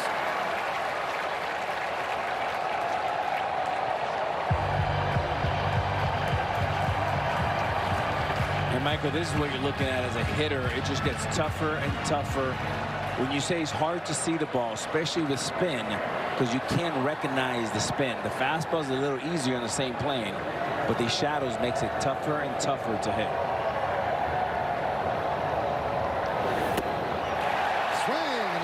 Castellanos down on strikes.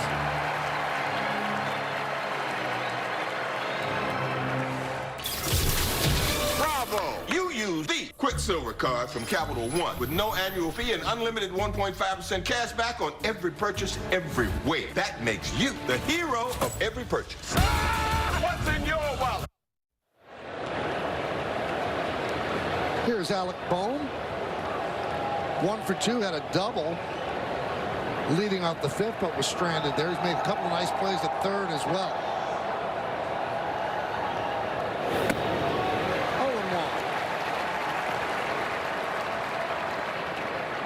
A lot of growth. He's always been a great hitter, but defensively there were some questions early on, and he made 2 plays in that early inning. Double play off Pujols in the last play. Very well done, and clutch defensive plays.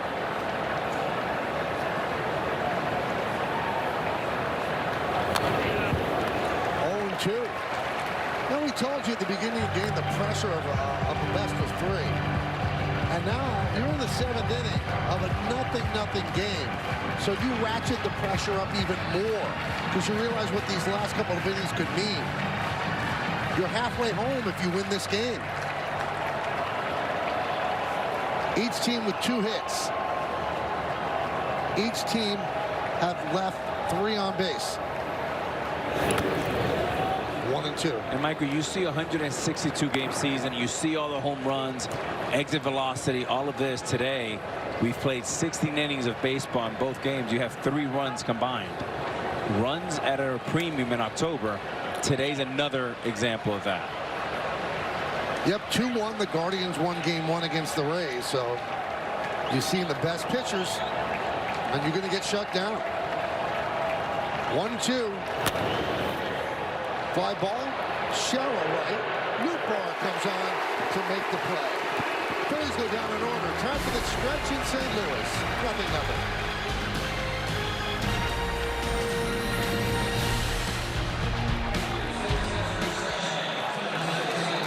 0-0. This is not a drill. Bear Grylls, and you can catch his National Geographic series Running Wild streaming now on Disney+. We go to the bottom of the 7th inning. Nothing. Arenado will lead off.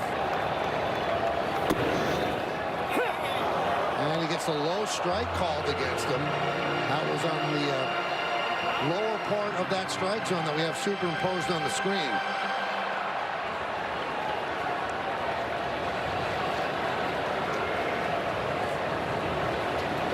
Wheeler deals the 0-1. Now in the 4th inning, Arenado thought he had given the Cardinals a lead. He did. He thought it was 2-run homer here. He loved it off the bat, and he hated the results. Home run in 5 of 30 ballparks. Probably this ballpark as well, if not for the win.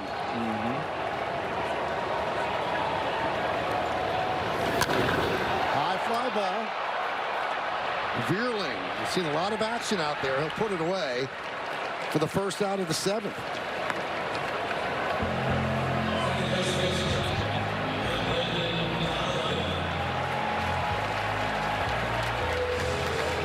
Championships for the St. Louis Cardinals, but Zach Wheeler has held this edition to 2 hits and no runs, and that looks like it's going to be it. Alvarado is ready, and Rob Thompson says job well done, and it was. Zach Wheeler pitched beautifully and held down a power-laden Cardinal order here in the first game of this best of 3 wild card set. Alvarado will come up. Donovan will be at the plate. It's 0-0. Where are you going? Stay right here.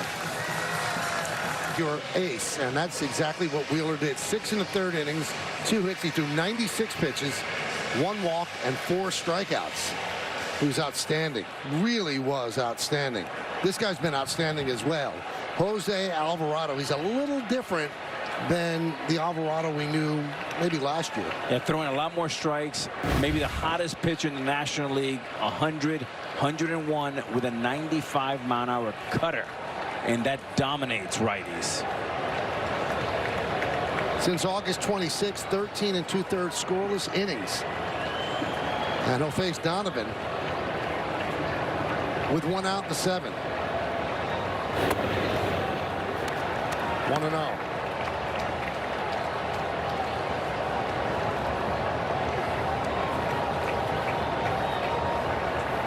The Phillies told him, throw it down the middle, let your stuff do the work. Now, the Philly bullpen is probably the thing you worry about if you're a Philadelphia Philly fan. Their bullpen ERA 4.25. That's 23rd in the majors. Only playoff team outside the top 14. It's hard to win championships with questionable bullpens. But they like their back end.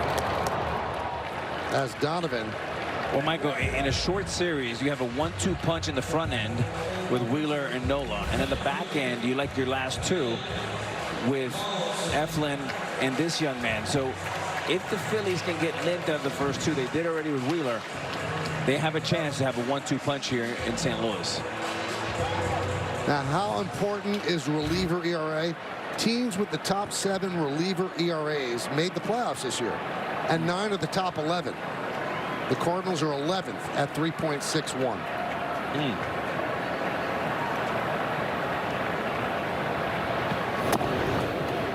And there's a strike to Dylan Carlson.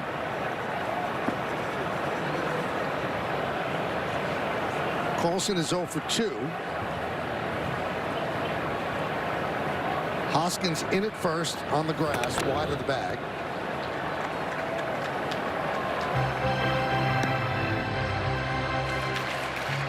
Top of the first, Seattle is up 3-0. Cal Raleigh just hit a 2-run home run.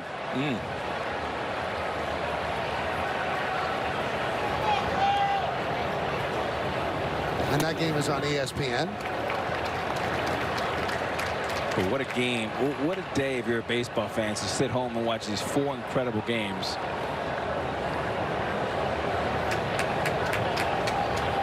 It's going to be a fun October.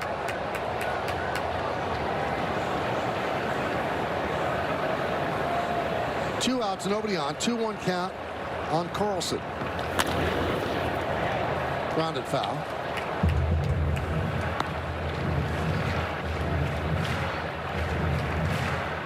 This is kind of baseball heaven for two baseball nerds like us. This is perfect. Right? What a great day. I love this place.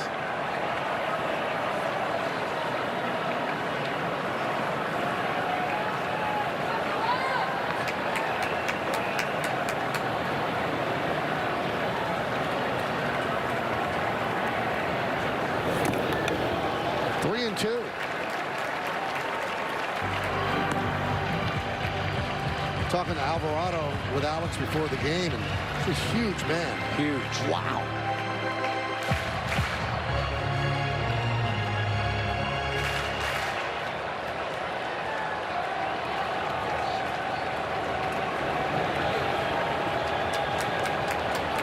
And the payoff.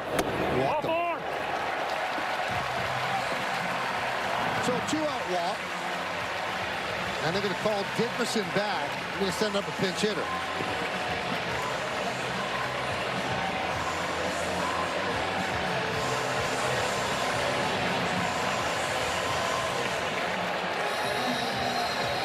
Looks like it's Juan Yepes.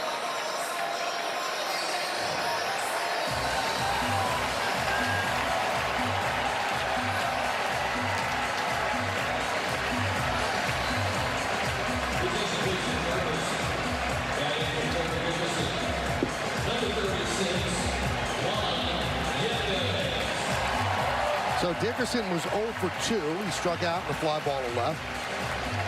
Those are the numbers on Yepes.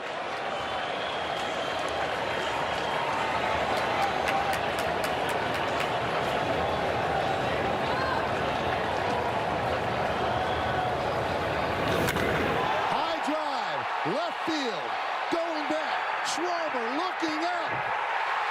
See ya! A 2-run home run! A pinch hit home run! And this place is going nuts!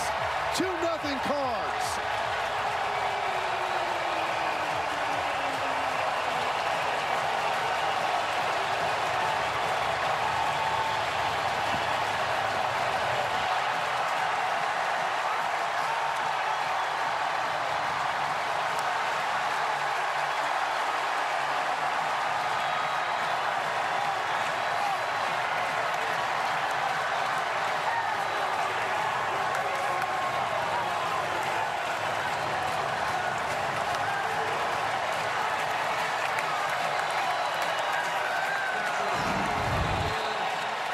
There's the cutter, and he was waiting for him. First pitch, looking for that cutter, beats him to the spot, and then it was just a matter of is it fair or foul. And a huge home run here. Set up by the walk, and then first pitch swinging. And a curtain call. A guy comes out the bench sitting for 7 innings, and he hits a 2-run home run to break a scoreless tie. And a strike to Molina. That's how you turn 42 into 16.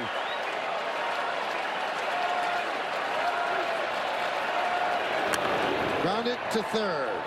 Bohm backhands across the diamond, and that'll do it. But a 2-out walk and a pinch hit. 2-out, 2-run home run. And just like that, the Cardinals lead this one 2-0 after 7. C is presented by Hankook Tire. Evolutionized for EV fitment. Electrified. Hankook. And an electrified crowd here at Busch Stadium. A curtain call for Yepez with a pinch hit. 2-run home run to put the Cardinals up in front 2-0. And now watching it on the iPad. First go-ahead pinch hit home run in Cardinals postseason history. And Carlson, the unsung hero that inning, because the walks kill you every time leading to the first pitch home run.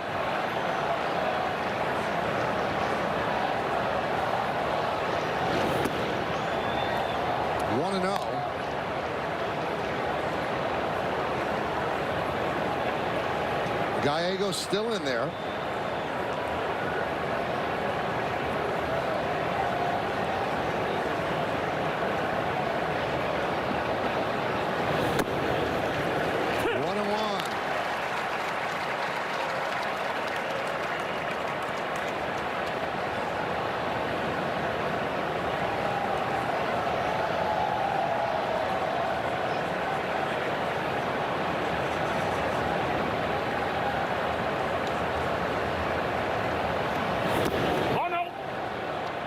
Ryan Helsley is in the bullpen for the Cardinals, and he can bring it.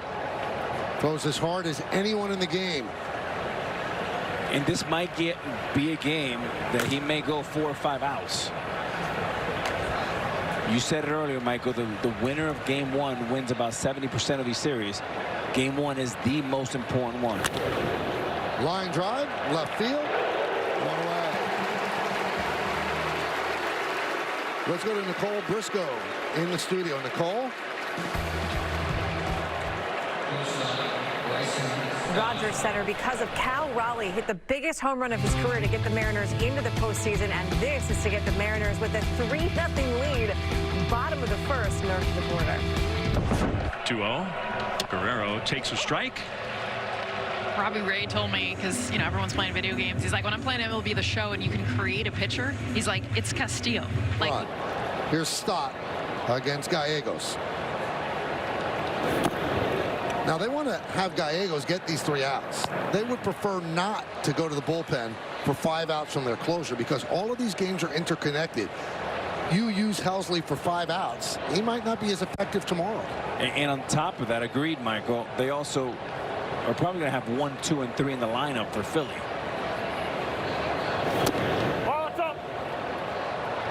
Closers work best with a clean inning. 1 inning, they're rich, they like routine, and this is no different right here.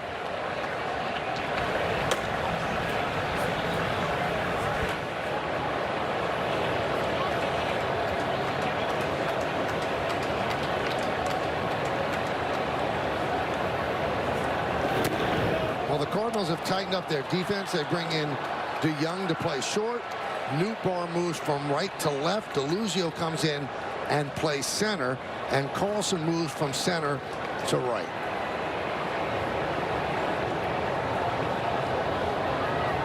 And Edman moves from shortstop to second. So a lot of changes. And that's a big walk for Stott. Now let's see if they make a move now. Well, predict which players will stack the most total bases each day during the postseason and compete to win $50,000. Enter MLB Base Chase in the MLB Play app or through MLB.com/play. Restrictions apply. See official rules for details. That might be his last hitter there. Well, first, Brandon Marsh is announced to pinch hit for Vierling. And here comes Marmol, just 36 years old, managing his first postseason game.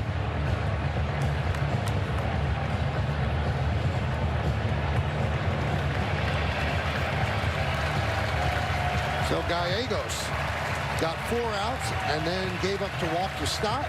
Now he walks toward the dugout, and Helsley will come in. Well, you can see how important these games are, Alex, to bring in Helsley now to get 5 outs, and that home run by Yepez. I mean, if the Cardinals end up going a long way in the postseason, that'll be legendary here in St. Louis. I mean, Wheeler goes 7 beautiful innings, all wiped out with a walk and a first pitch home run. And absolutely, this is the single most important game. The winner of this game probably ends up winning the series. So Marmol taking no chances right here. And I guess this is the move to make. You worry about tomorrow. You have to take things and get them done today. We asked him earlier, are you managing with your mind on the next round as well? He said, absolutely not. I will not think about that. When we get to the next round, we'll deal with it. So they don't have to worry about tomorrow with Helsley. They just want to get today.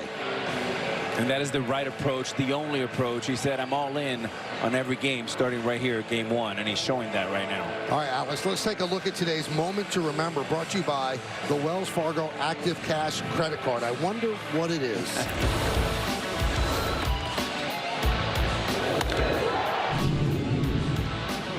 And with the walk on the pitch before, he tries to throw a little get-me-over slider cutter there. And he was waiting right there for him, beat him to the spot, and a huge home run to make this crowd go crazy. Now, I'm wondering, Alex, did he more or less beat him to the spot, or was that not a great cutter? Maybe a little bit of both. Okay. But as a pinch hitter, you know, Manny Mota, the great pinch hitter for the Dodgers, always taught hitters as a pinch hitter, what made you so great? I was ready to hit on the first pitch, and that's exactly what happened there. Attack, attack, attack. And again, Carlson with the walk sets up that at-bat beautifully for the Cardinals. All right, so this guy can throw hard. If you haven't watched Cardinal baseball this year, he's pretty amazing. Now, there was a little bit of a scare one of the last games of the year. He lost his balance on the mound, came down on his right hand. And they thought that could be a problem, but during the off day, he threw, no problem whatsoever. So here he is trying to close this out with 5 outs. And you're right, Alex, not only does he have to get the number 9 hitter, but he's going to have to stay in and get the top of the order as well. And the concern is the rest period in between innings, right? And you're going to get Real Muto and Harper are going to get a good look at him being the 3rd or 4th or 5th batter he has to face. Now, Helsley's 28 years old. Oliver Marmol put it best. He said he comes in and people don't score. Well, that is obviously the plan right here.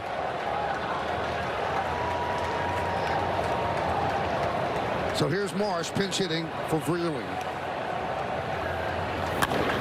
Vierling was 1 for 2 while he was in there.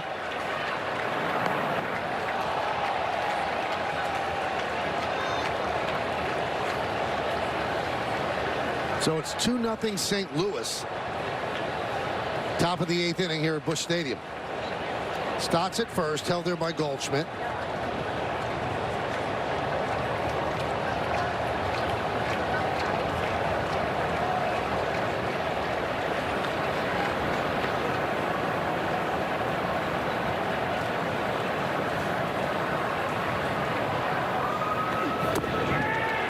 Strike, 99 miles an hour.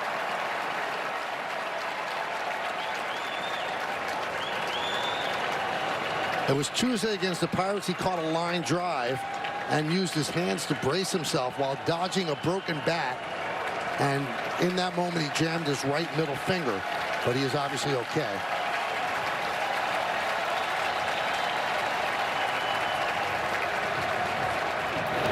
Check swing. Did he go? No, he did not.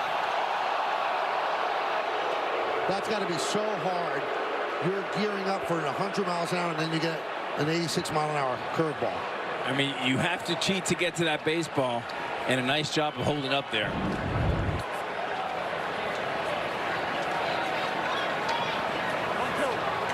And Jeff Nelson, the third base umpire, says no, he didn't, and he got it right. Jeff is the crew chief of this 6-man crew. Playoffs, they have baseline umps in left field and right.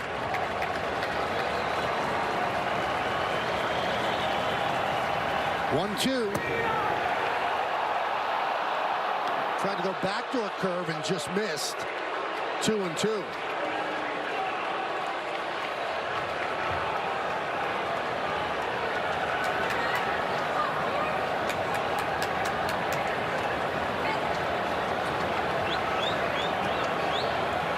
Two balls, two strikes, one out, one on. 2-0. Cardinals lead.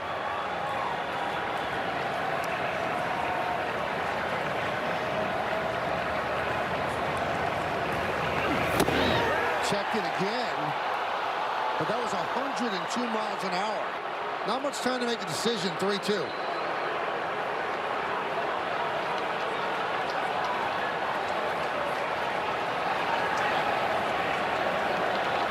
Yeah, a little slide step there, Michael. I don't like that. I like him focusing 100% on the hitter. You're a power pitcher.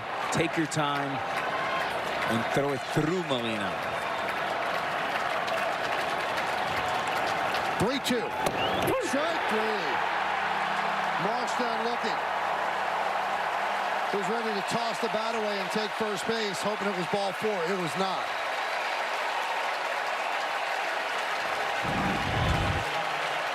Good fastball here, 99. Perfect pitch. Great frame. Adam Wainwright's seen a lot of baseball. He likes that. Helsley has had 4 saves of 4 or more outs this year. That's the 3rd most in the National League. Edwin Diaz with 6 of those. David Bednar with 5. Here's Schwarber. Power against power. Oh, no! He goes with the curveball, 1-0. Grab your popcorn on this matchup.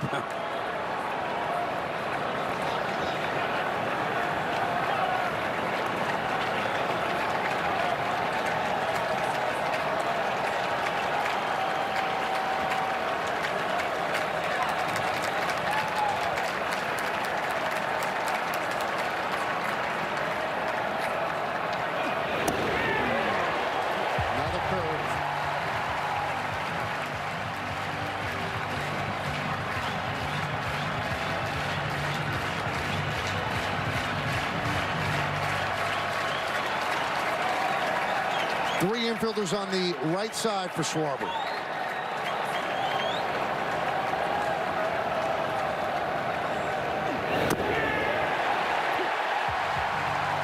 He's throwing breaking balls, 1 and 2.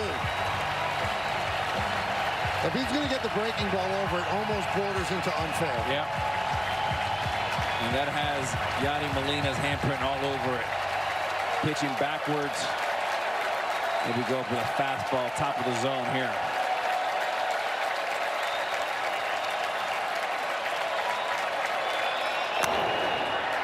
Sky-high pop-up. Left side. Arenado puts it away for the final out. 2-0. Cardinals lead. We'll be back after this message and a word from our ABC stations. And the accounts and descriptions of this game may not be disseminated without express written consent. MLB Wildcard Weekend continues tomorrow with all 4 Game 2s. You got the Rays and the Guardians at noon Eastern on ESPN2. Mariners Blue Jays at 4 Eastern on ESPN. Padres Mets at 7:30 Eastern on ESPN. And then right back here, Phillies Cardinals at 8:30 Eastern, 7:30 Central. And that one's on ESPN2.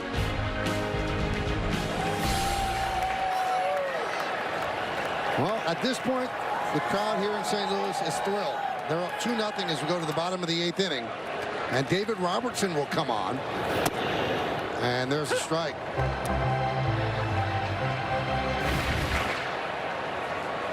Robertson has been struggling of late. And he deals a strike to Edman.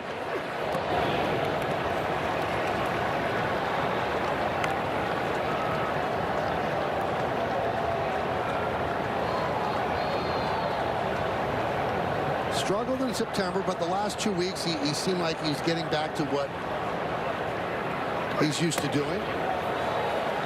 He has a World Series ring, won one in 2009. He's 37 years old, 14 big league seasons. Signed with the Cubs and then traded at the deadline to Philadelphia.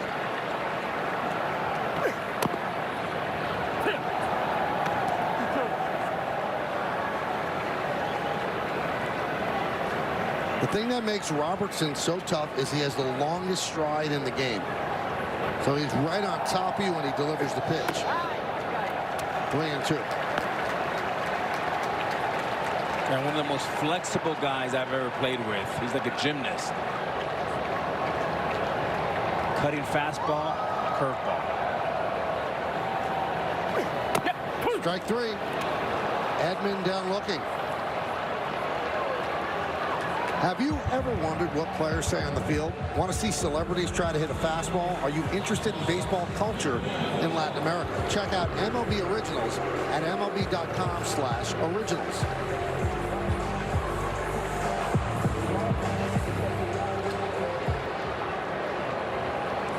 So 1 down. If you look ahead to the 9th inning for the Phillies, it'll be Hoskins, Realmuto, and Harper. And if anybody gets on, Castellanos.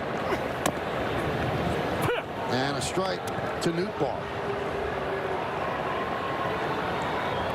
Phillies have saved their best for last in the 9th inning with 2nd, 3rd, and Harper with an opportunity, maybe with a runner on, to tie this game. Outside. 1-1. Nootbaar 1 for 2, singled in the first, fouled out to 3rd in the 3rd, walked in the 6th.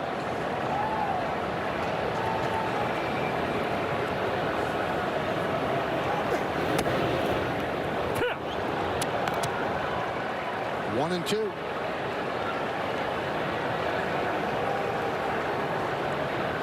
So Robertson has pitched in the postseason. I'm just curious, Alex, how much easier is it when you have a couple under your belt in the postseason? Yeah, he's pitching. He looks great. He's pitching well, but you know, sometimes not all bad Septembers are equal. Here comes Pujols, are created equal. The one thing that Thompson knows about Robertson, he's October proven, and so far so good. And here is Pujols. Wrapped into a double play his last time up. He's 0 for 3. The whole second half of the season has been like this. This crowd just showering love on him.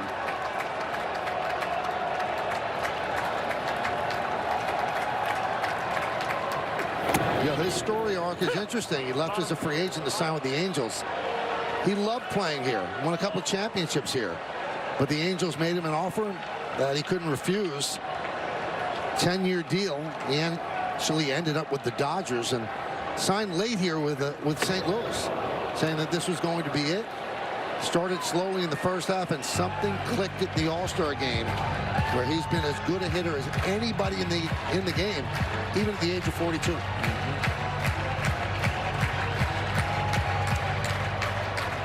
Playing with a lead in these day games is vital. This shadow, you saw the swing, Pujols. I guarantee you he did not see that breaking ball. Oh, no. I mean, Michael, look at this view right here. This is what you're looking at. And you have a double shadow. One is right at the plate. The other one is right where David Robertson is.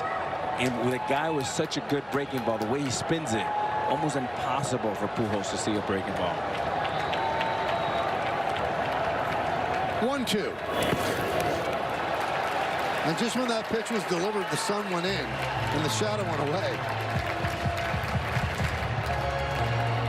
We mentioned there are some puffy clouds overhead that sometimes obscure the sun, and then you don't have to deal with shadows. Right now we're in that situation. And if you're hitting, you just want to get right back in the box and say, throw it right now.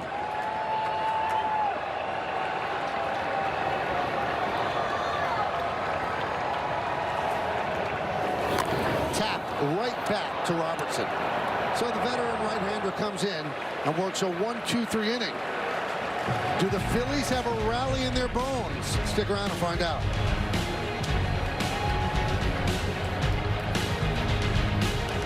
Field line.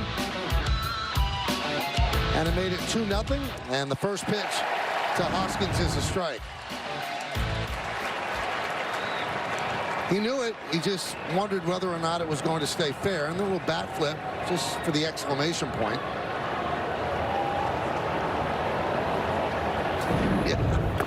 Michael, got up. They call him Albertito, which means he's, looks up to Albert. Albert's his mentor, and he looked a little bit like Albert Pujols in that swing.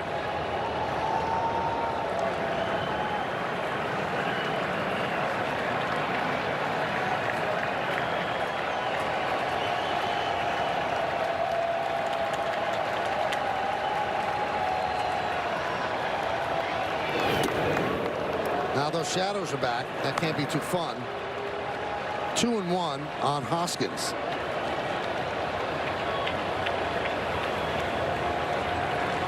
Most of the crowd here at Busch Stadium standing.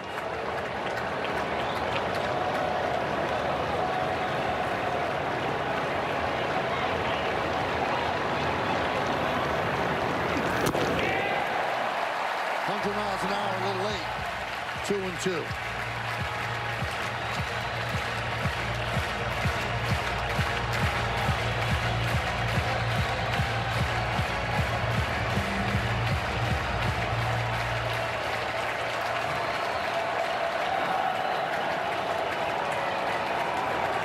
Hoskins 0 for 3 this afternoon. 2-2 count, leading off the ninth. He lays off that pitch. 3-2. Good take.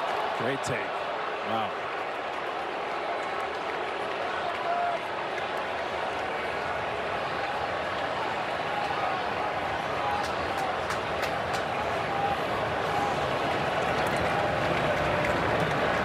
Harper, the third batter up in this inning.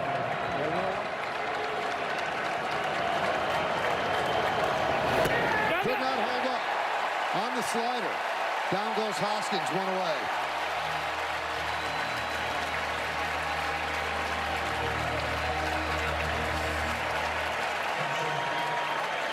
Laid off the 2-2 slider, but couldn't lay off the 3-2 slider for the punch out.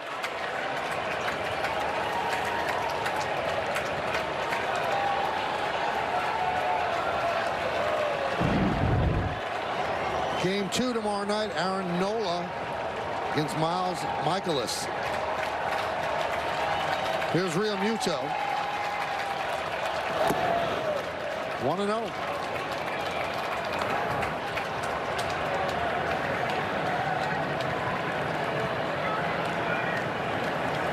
Man of the moment. His 2-run home run. The difference in this game. 2-0. Cardinals lead, top of the ninth inning. First game of a best-of-3 wild card set.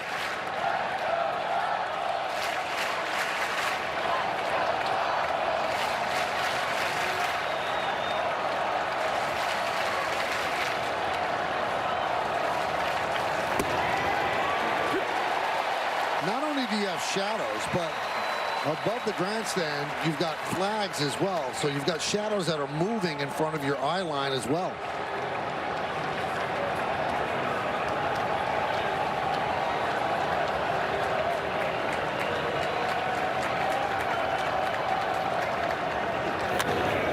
That's lined into left center field. It's going to dunk in there for a base hit. So now Harper will come up with a chance to tie. Real Muto with a one-out single here in the ninth.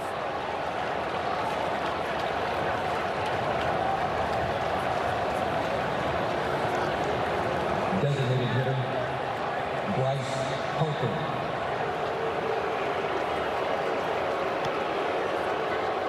And if you're the Phillies, you're looking for one big shot, and none better right here than with your best player, your biggest home run threat. Even though Schwarber has 46, this is your money guy, and you want one shot. Here it is. Grab your popcorn.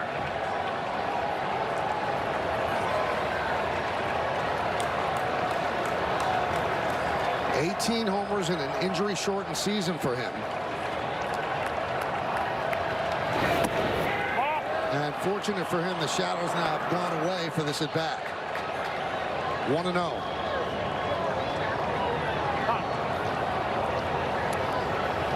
And Molina really walks his pitchers through each and every big moment. He is so important to this team, what he brings, the experience that he brings. He is the maestro. He's the conductor of the entire pitching staff. They all respect him. They all listen. Michael, not just the pitching staff, but the entire infield, the outfield, and even the coaching staff. Remember, he's 4 or 5 years older than Marmol, the manager, and he is the general. He is Tom Brady-like. Only Pudge Rodriguez and Johnny Bench have won more Gold Gloves as a catcher in Major League history.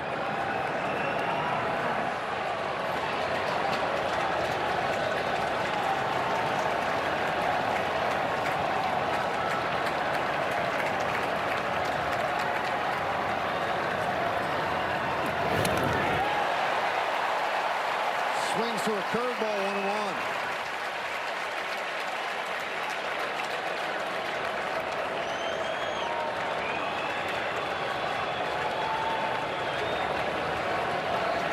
Harper is 0 for 3 today.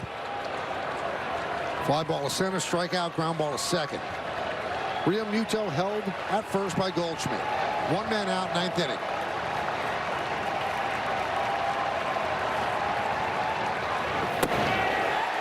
Running 2.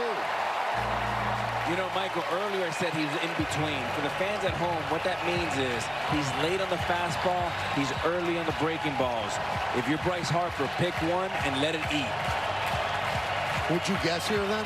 I would look dead heat and get the head out.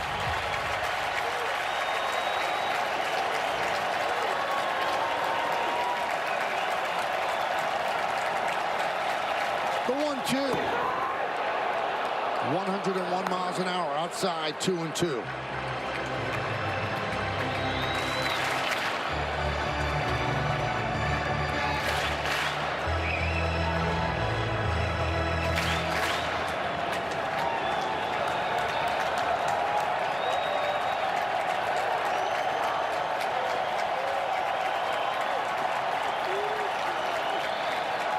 And the pitch. Again, 1-2. Again, this is outside, and the count full. So now, Michael, you remember Kirk Gibson, 3-2. Right. Breaking ball, Eckersley. He's shown me that he's thrown 2 fastballs way off the plate. I'm betting the house he's going to throw me a breaking ball, and if he hangs it, I'm going to bang it.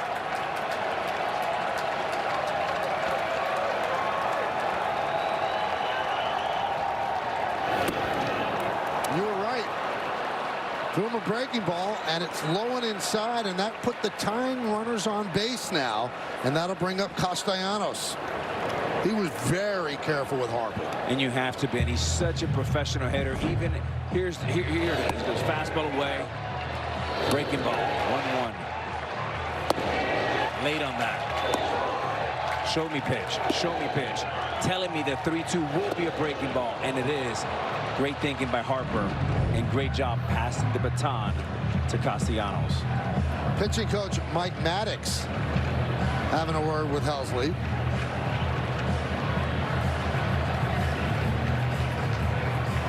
I mean, what more can you ask for in a postseason game? 9th inning, tying runs on base, hits are even at 3 apiece, a pinch hit, 2-run home run. The only runs in the game, it's 2-0 Cardinals, and they are trying to hang on, asking their closer to get a 5-out save. He's only 3 outs into that 5-out save. And Castellanos double ties it. A homer can win it.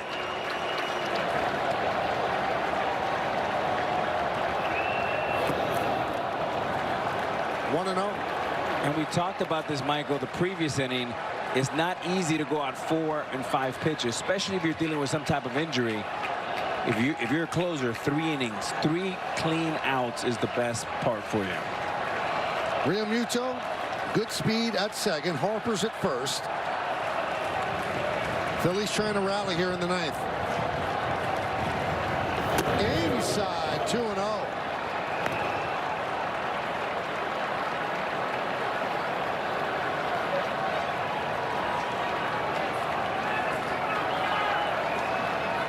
27 pitches in, and now you wonder, is he available for game 2 with this kind of workload? And Michael, knowing Molina here, he's showing you that he can't throw his fastball for a strike. So maybe a get me over breaking ball is the one you're ready for to hammer. Swing and a miss for a slider.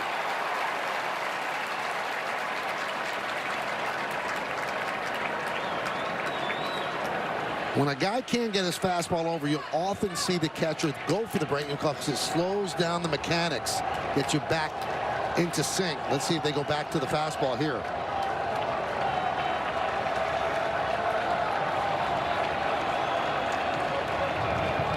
Whoa. Wow. He cannot command that fastball. 3-1.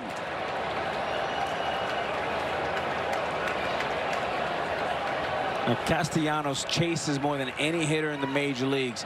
This is a time to practice patience, a little zen. He's in trouble. Keep him in trouble.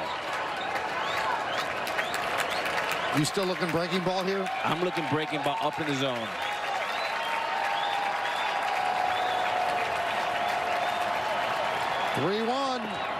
Breaking ball low and away, and the bases are loaded.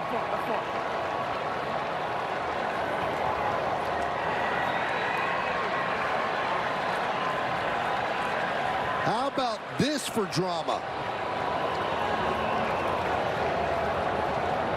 And here is Alec Bohm. He's 1 for 3. Alec Bohm. Realmuto at third. Harper's at second. Castellanos is at first. The game, the lead, hanging in the balance.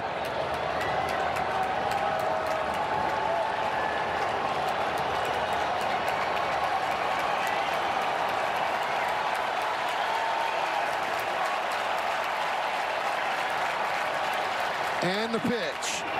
Bounced up there, and a beautiful block by Molina as it rolls back to Helsley. He has lost the plate, and there is double-barreled action in the Cardinals bullpen.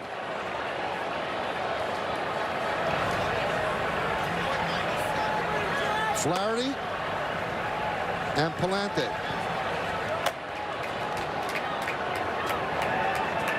Bohm turned an incredible double play defensively a few innings ago. Now he has to avoid not hitting into one.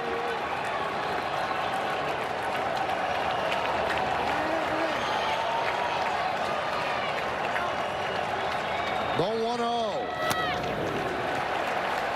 Fouled the fastball back. 1-1.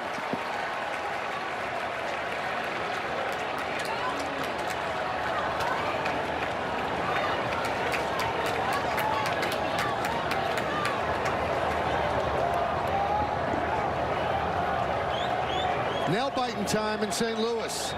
Both sides of the aisle.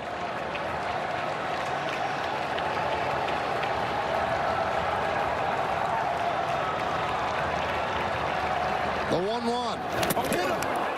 That'll force in a run. And it's 2-1 Cardinals. That ball hit him.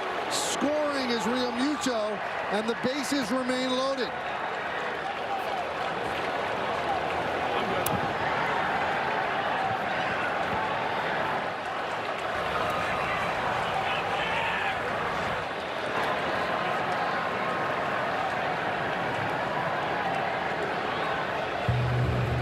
Maddox is going to come out. He's already made a trip, so the pitching coach is going to check him out with the athletic trainer, so maybe something's wrong with his arm, Alex. Yeah, perhaps.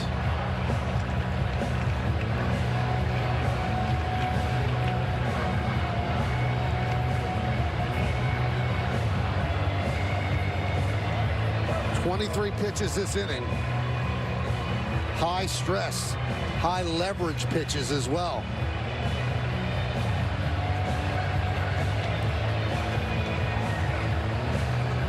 Now here comes the manager, Ali Marmol. It looks almost like his fingers are cramping up, Alex. Yeah.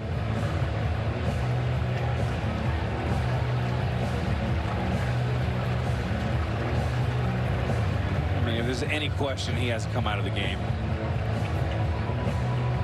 Alex, it almost seems like even if there's no question about his health, why would you keep him in right now? He's lost the plate. The tying runs at third base. Well, and what he's lost is feel, Michael. And when you lose your feel, it's hard to get it back in this type of situation with such anxiety and tension.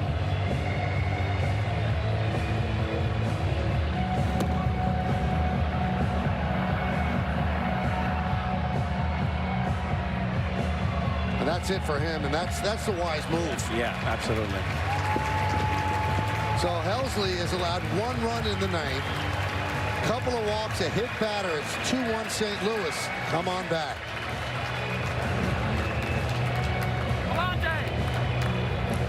You see what's happening here. 1 run in, bases loaded, 1 out.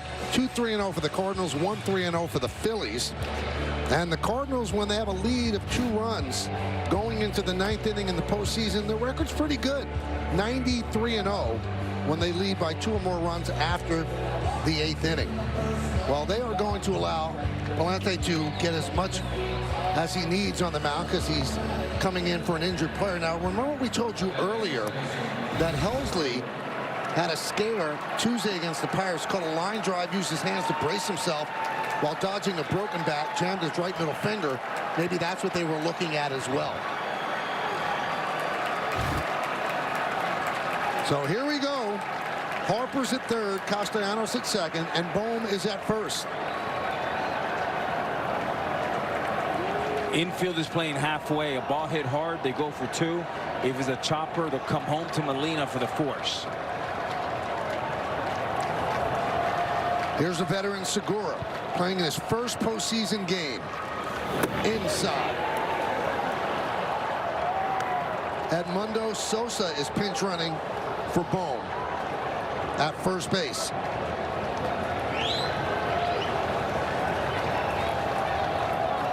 One 1-0 on Segura. Bases loaded, infield halfway. Outfield very shallow.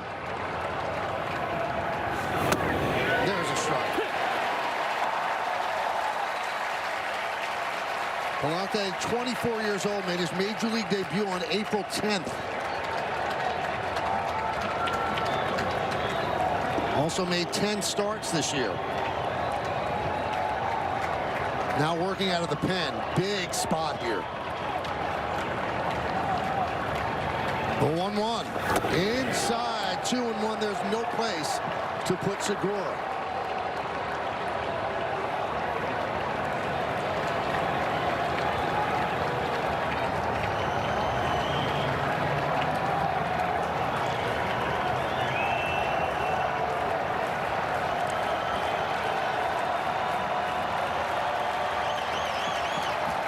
And the pitch. Swing and a miss. He helped him out. Chased the ball outside. Now 2-2.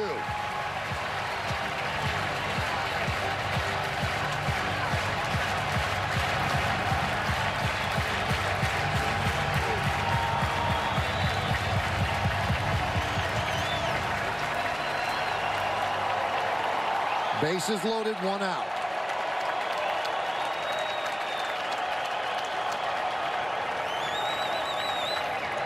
And the 2-2. Punched out and past the diving Edman into right field. 1 run scores.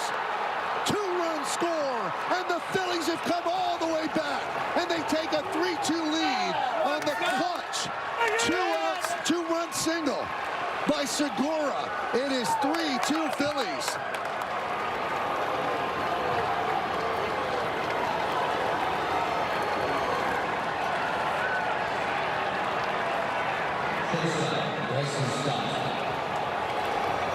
Just under the glove of Edman and into right field, allowing 2 runs to score, and this crowd is in disbelief.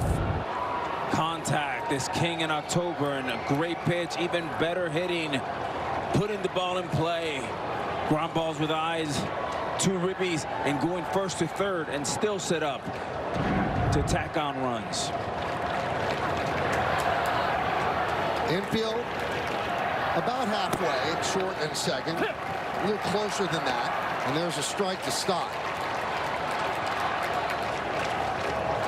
Michael, I know we're in an era right now where strikeouts are so forgiven, but the ability to put the ball in play in October is paramount. And no better job right there with a 2-strike slider. Little pepper.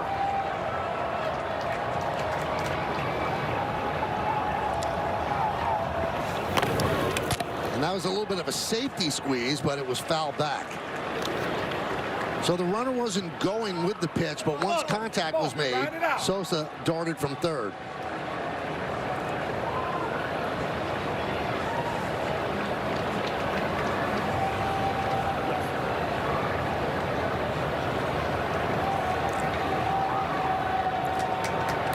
All of this happening with 1 out after Hoskins struck out against Helsley to start the inning.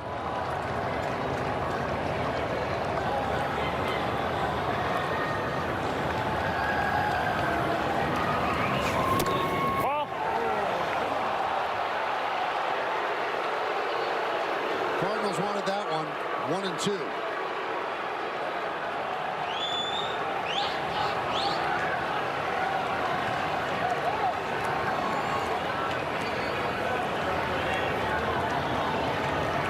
Sosa at third, Segura's at first.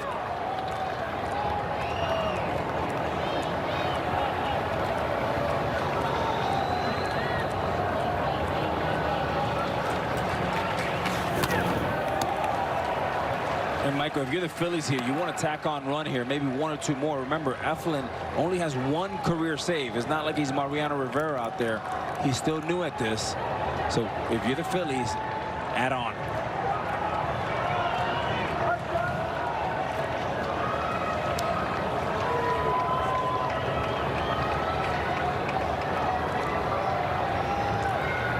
Two Phillies, top of the 9th.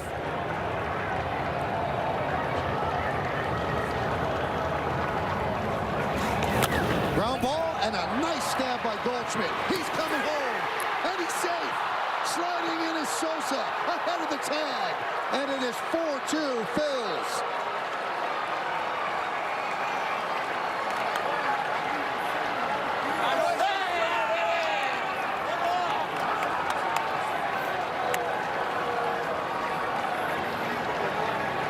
Phillies doing all the little things.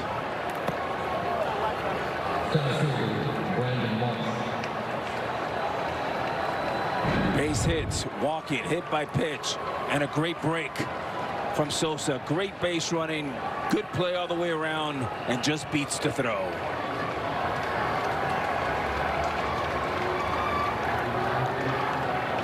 Oh, so close. Sosa made the call. Here's Marsh, first and second. 0-1.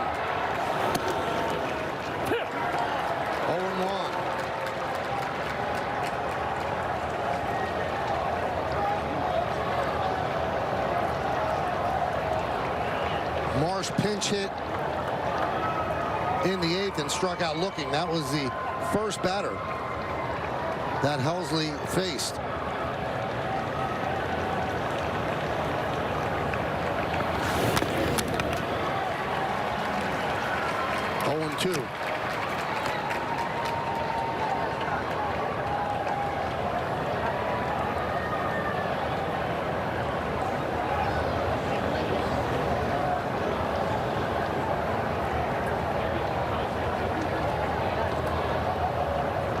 Crowd in stunned silence here at Busch Stadium. They did not see this coming.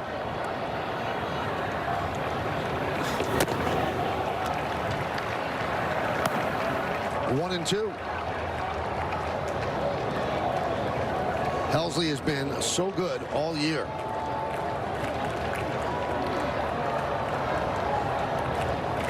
But there's still a bottom of the 9th inning to come.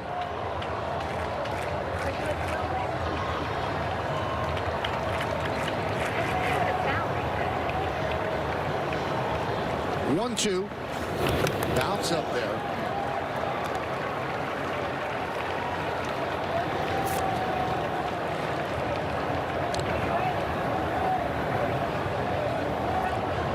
First game of the best-of-3 wild-card series. Game 2 is tomorrow night on ESPN2. Nola for the Phils, Michaelis for the Cards. Told you 78% of the time the team that wins game 1 of a best-of-3 wins the series. Chop, left side, and past Arenado, and into left field. Here comes Segura. Here's the throw. He's in there. Moving to third is Stott. It's an RBI single from Marsh, and it's 5-2 Phillies.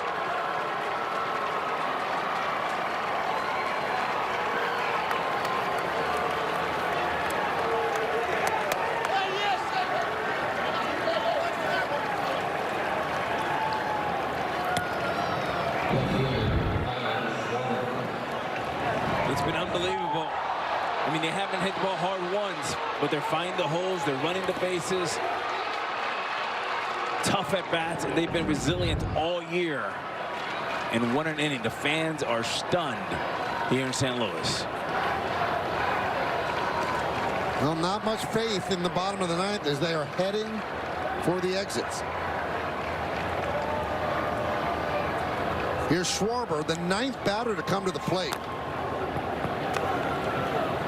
What I don't understand, Alex, why don't you have anybody else up? Are you giving up on the game? There's no action in the Cardinals bullpen. None. You wouldn't think 5-2 is insurmountable. 2-0 wasn't. And you have 3, 4, and 5 coming up. Yep. So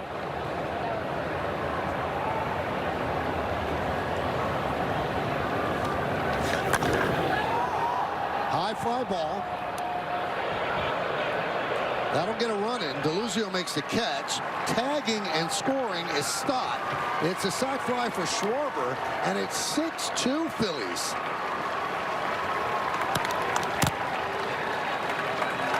Hell yeah! Hell yeah!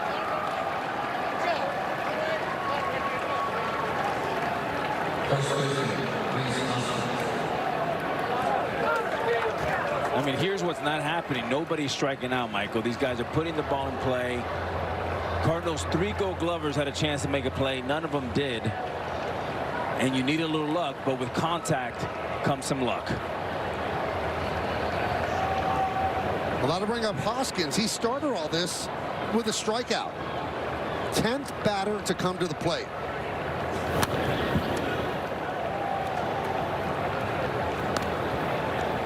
Now, if you're keeping score at home, the hard ground ball by Marsh that Goldschmidt made the dive on, they give him a hit. They gave Marsh a hit and an RBI.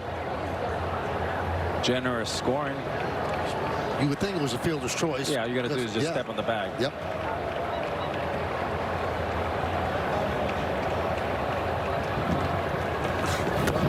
Waved at that one, 0-2. And you have 6 runs. This is what makes baseball such an incredible game.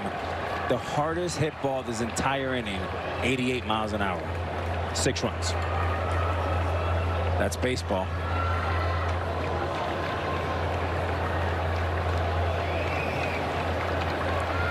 Four hits, 2 walks, a hit batter.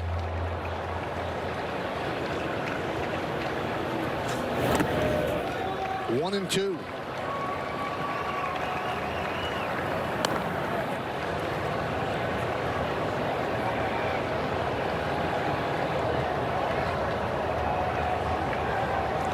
So the fighting Phils come back here in the 9th inning and score 6 and lead this one 6-2.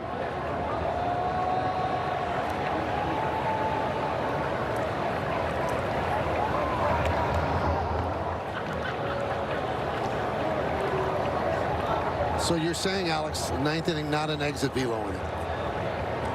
Nope. Just a contact inning.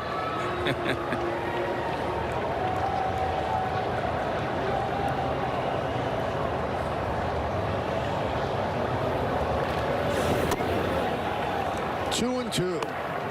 But you saw a little bit of Rob Thompson, a little bit of a style of play. You've seen bunting, hit by pitch. You've seen a safety squeeze, put the run in motion. And there's Rob Thompson. There's a lot of pressure, and that's his style. He's very, very aggressive. He's not going to sit back and wait for the 3-run homer. He's going to make things happen. 2-2. Strike 3. That'll do it. Hoskins strikes out twice, but he's cool. They send 10 batters to the plate. They make up a 2-0 deficit. They score 6 runs on 4 hits, and they lead 1. And here you go with the Philadelphia Phillies 6 and the Cardinals 2. It's hard to believe when we gave the stat, Alex. In postseason history for the Cardinals, 93-0, leading 2 or more runs after 8 innings. Well, they're going to need to rally to keep that at 94-0. You know, baseball is a game of residual, and getting him in the 8th inning to pitch was a great benefit to the Phillies. And defense let them down a little bit. The bullpen let them down. And to your point, when you have a finger and you have this type of stress situation today, it was a big highlight. It really was a little questionable, even at the time, why bring him in for a 5-out save. He's done it before. He's done it as much as any other pitcher in the game. But this is a long stretch to win 13 games. And I know you have to win today, but it wasn't as if Gallegos was pitching poorly. Yeah, you got to trust your roster, right? I mean, you can't have it all done by 2 or 3 guys. You got to let the whole roster, got to trust the guys in the bullpen. And if guys are used to 3 outs, I mean, that's where you want to be, especially with a guy that has an injury that he's dealing with. Now, you could look at it and say, okay, he didn't get hit really hard, but I thought the key hit out was when the Real Muto dunked the single to left. Then everything fell apart. Let's take a look at some of what happened in the inning. Yeah, it looked like a little breaking ball, innocent, almost broken bat single over the shortstop's head. And then the discipline at bats came. I've never seen a guy been happier to get hit with a 101 fastball, but that was a ribby. And then the contact here. Not trying to do too much, put the ball in play, the excitement. Segura waited 1,300 games to get that inning delivered, and then Sosa with a great slide. And you know what, Michael? You look at this team, they're taking on the personality of Rob Thompson. Well, Segura, obviously, we mentioned this earlier, the longest active streak of any ball player without being in the postseason. That ended today, and then he got the biggest hit of the day. Well, the 2 guys that haven't been there, Wheeler and Segura, come up with the biggest days, right? Wheeler was flawless pitching, masterpiece, and then Segura chases the 2-1 slider and then chokes up and gets the base hit. And again, when you think small in October, big things happen. Exactly what happened for the Phillies on the top of the 9th. It's not going to be easy here as the 3, 4, and 5 batters come up against the Phillies.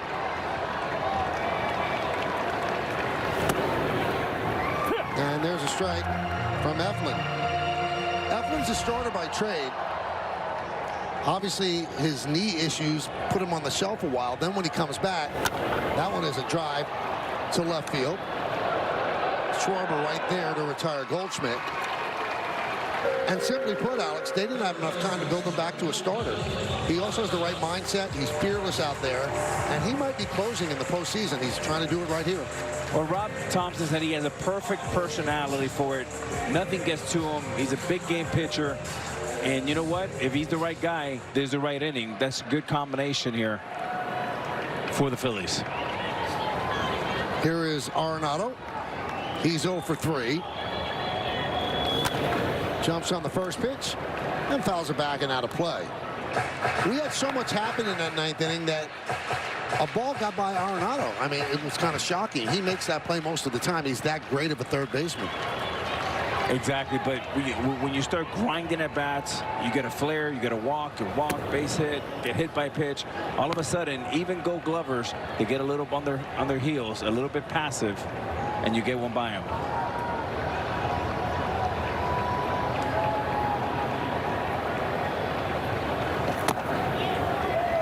1-2.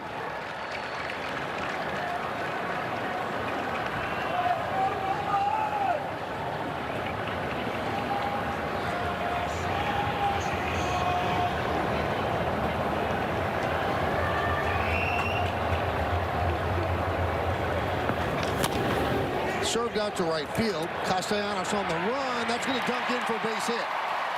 So Arenado with a 1-out single.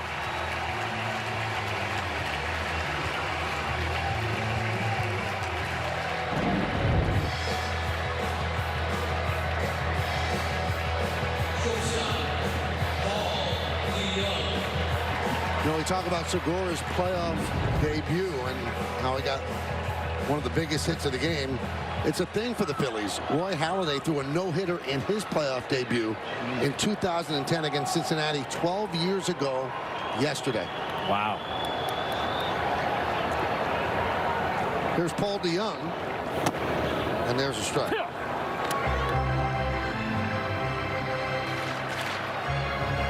Came in to tighten up the defense. And now, with a 157 batting average up here in the 9th inning against Eflin. Runner on, 1 out.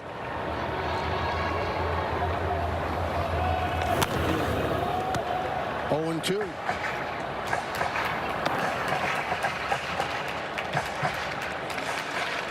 Phillies 6, Cardinals 2.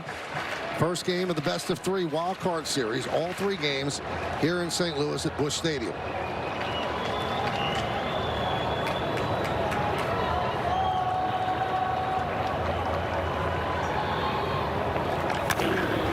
Served into center field. Marsh makes the play. And the Cardinals are down to their final out.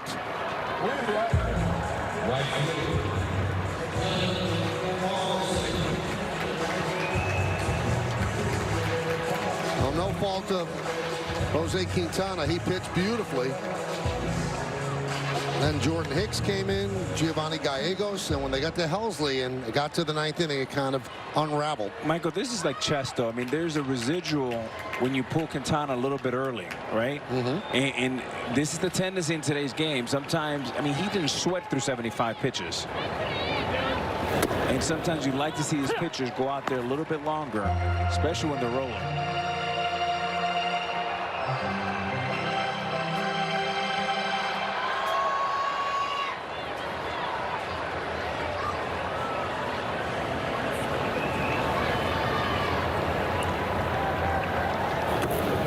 Michael, the question you have to ask yourself is, Quintana goes 75 pitches.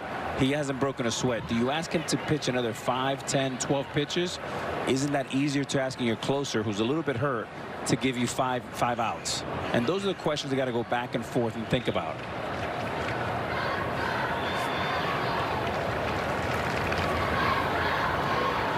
One. Well, Alex, I mean, we've seen the way the game has evolved. He got taken out after striking out Schwarber, and the red light goes up for every manager. They don't want pitchers to face third time through the order. Yeah, you see it all in October, but in a series, if you get to face the closer 3 or 4 times, the pitcher is better usually because he can face you 3 times. You end up facing a closer or a middle relief guy 3 and 4 times in a long series. To me, that's even worse. And you can also question why take out Gallegos after a 1-out walk. That's when he decided to go. That's right. To Helsley. These are all questions that he's going to have to answer. 35-year-old playoff managerial debut. Also Thompson's playoff managerial debut, but he's 59. I remember growing up watching John Tudor. And John Tudor pitching the way he was, he's not going to get pulled after 75 pitches. But some things are evergreen. If a guy's pitching well, just let him go. Let the river run. There's no need to manage the game 5 hours before the game starts from the front office. You got to let the game and trust your eyes. All right, runner will go from first. That's Arenado. 3-2, 2 outs. Bottom of the 9th inning. Phillies up by 4. Game still alive. Carlson works a walk.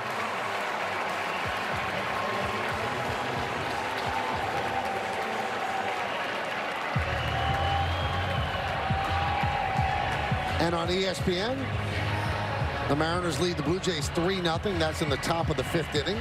That game at Rogers Center in Toronto.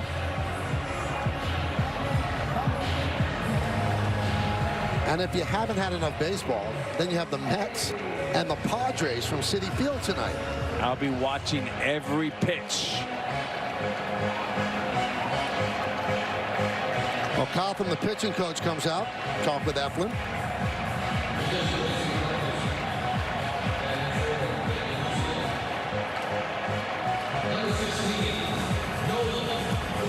Nolan Gorman is going to pinch hit for Deluzio. It was in this spot that Yepes with the pinch hit 2-run home run. And he was going to be the hero, the toast of St. Louis tonight.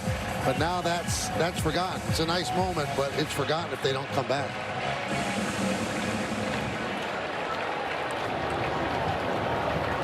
There's Yepes. From the exhilaration of that moment to this. Gorman pinch hitting, 2 outs, 2 on. 1-0.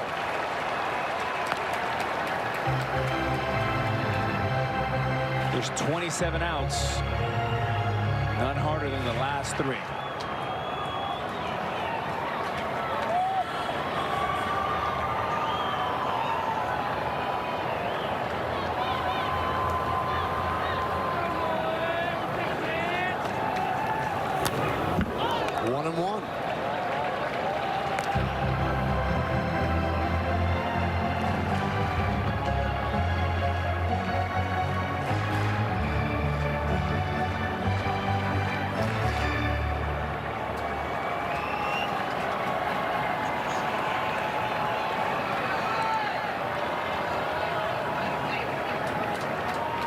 Eflin deals the 1-1.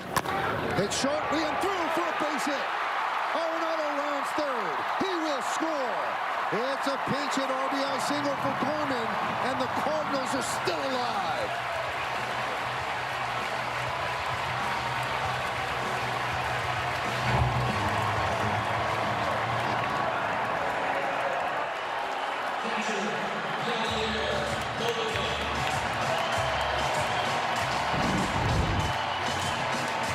Fastball here. Good contact back up the middle. Bringing Yadi Molina, the tying run, to the plate.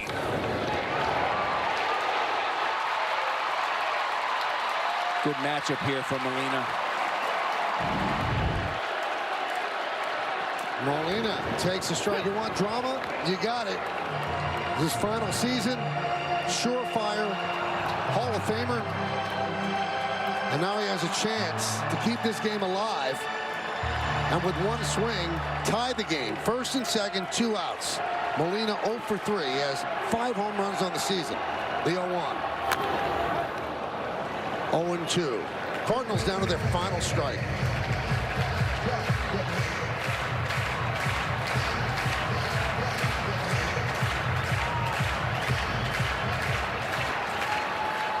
Some life back in the crowd.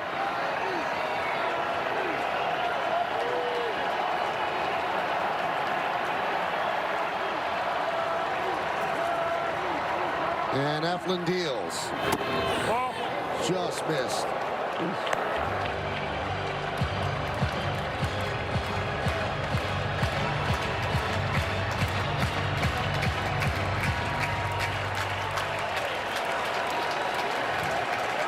Paulson at second. Gorman at first. 2 men out. Cardinals down by 3, bottom of the 9th. And the pitch. Swing and a miss. And that'll do it.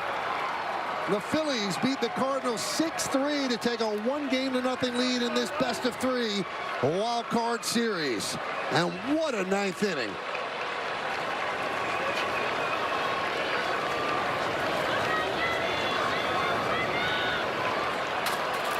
Two 0.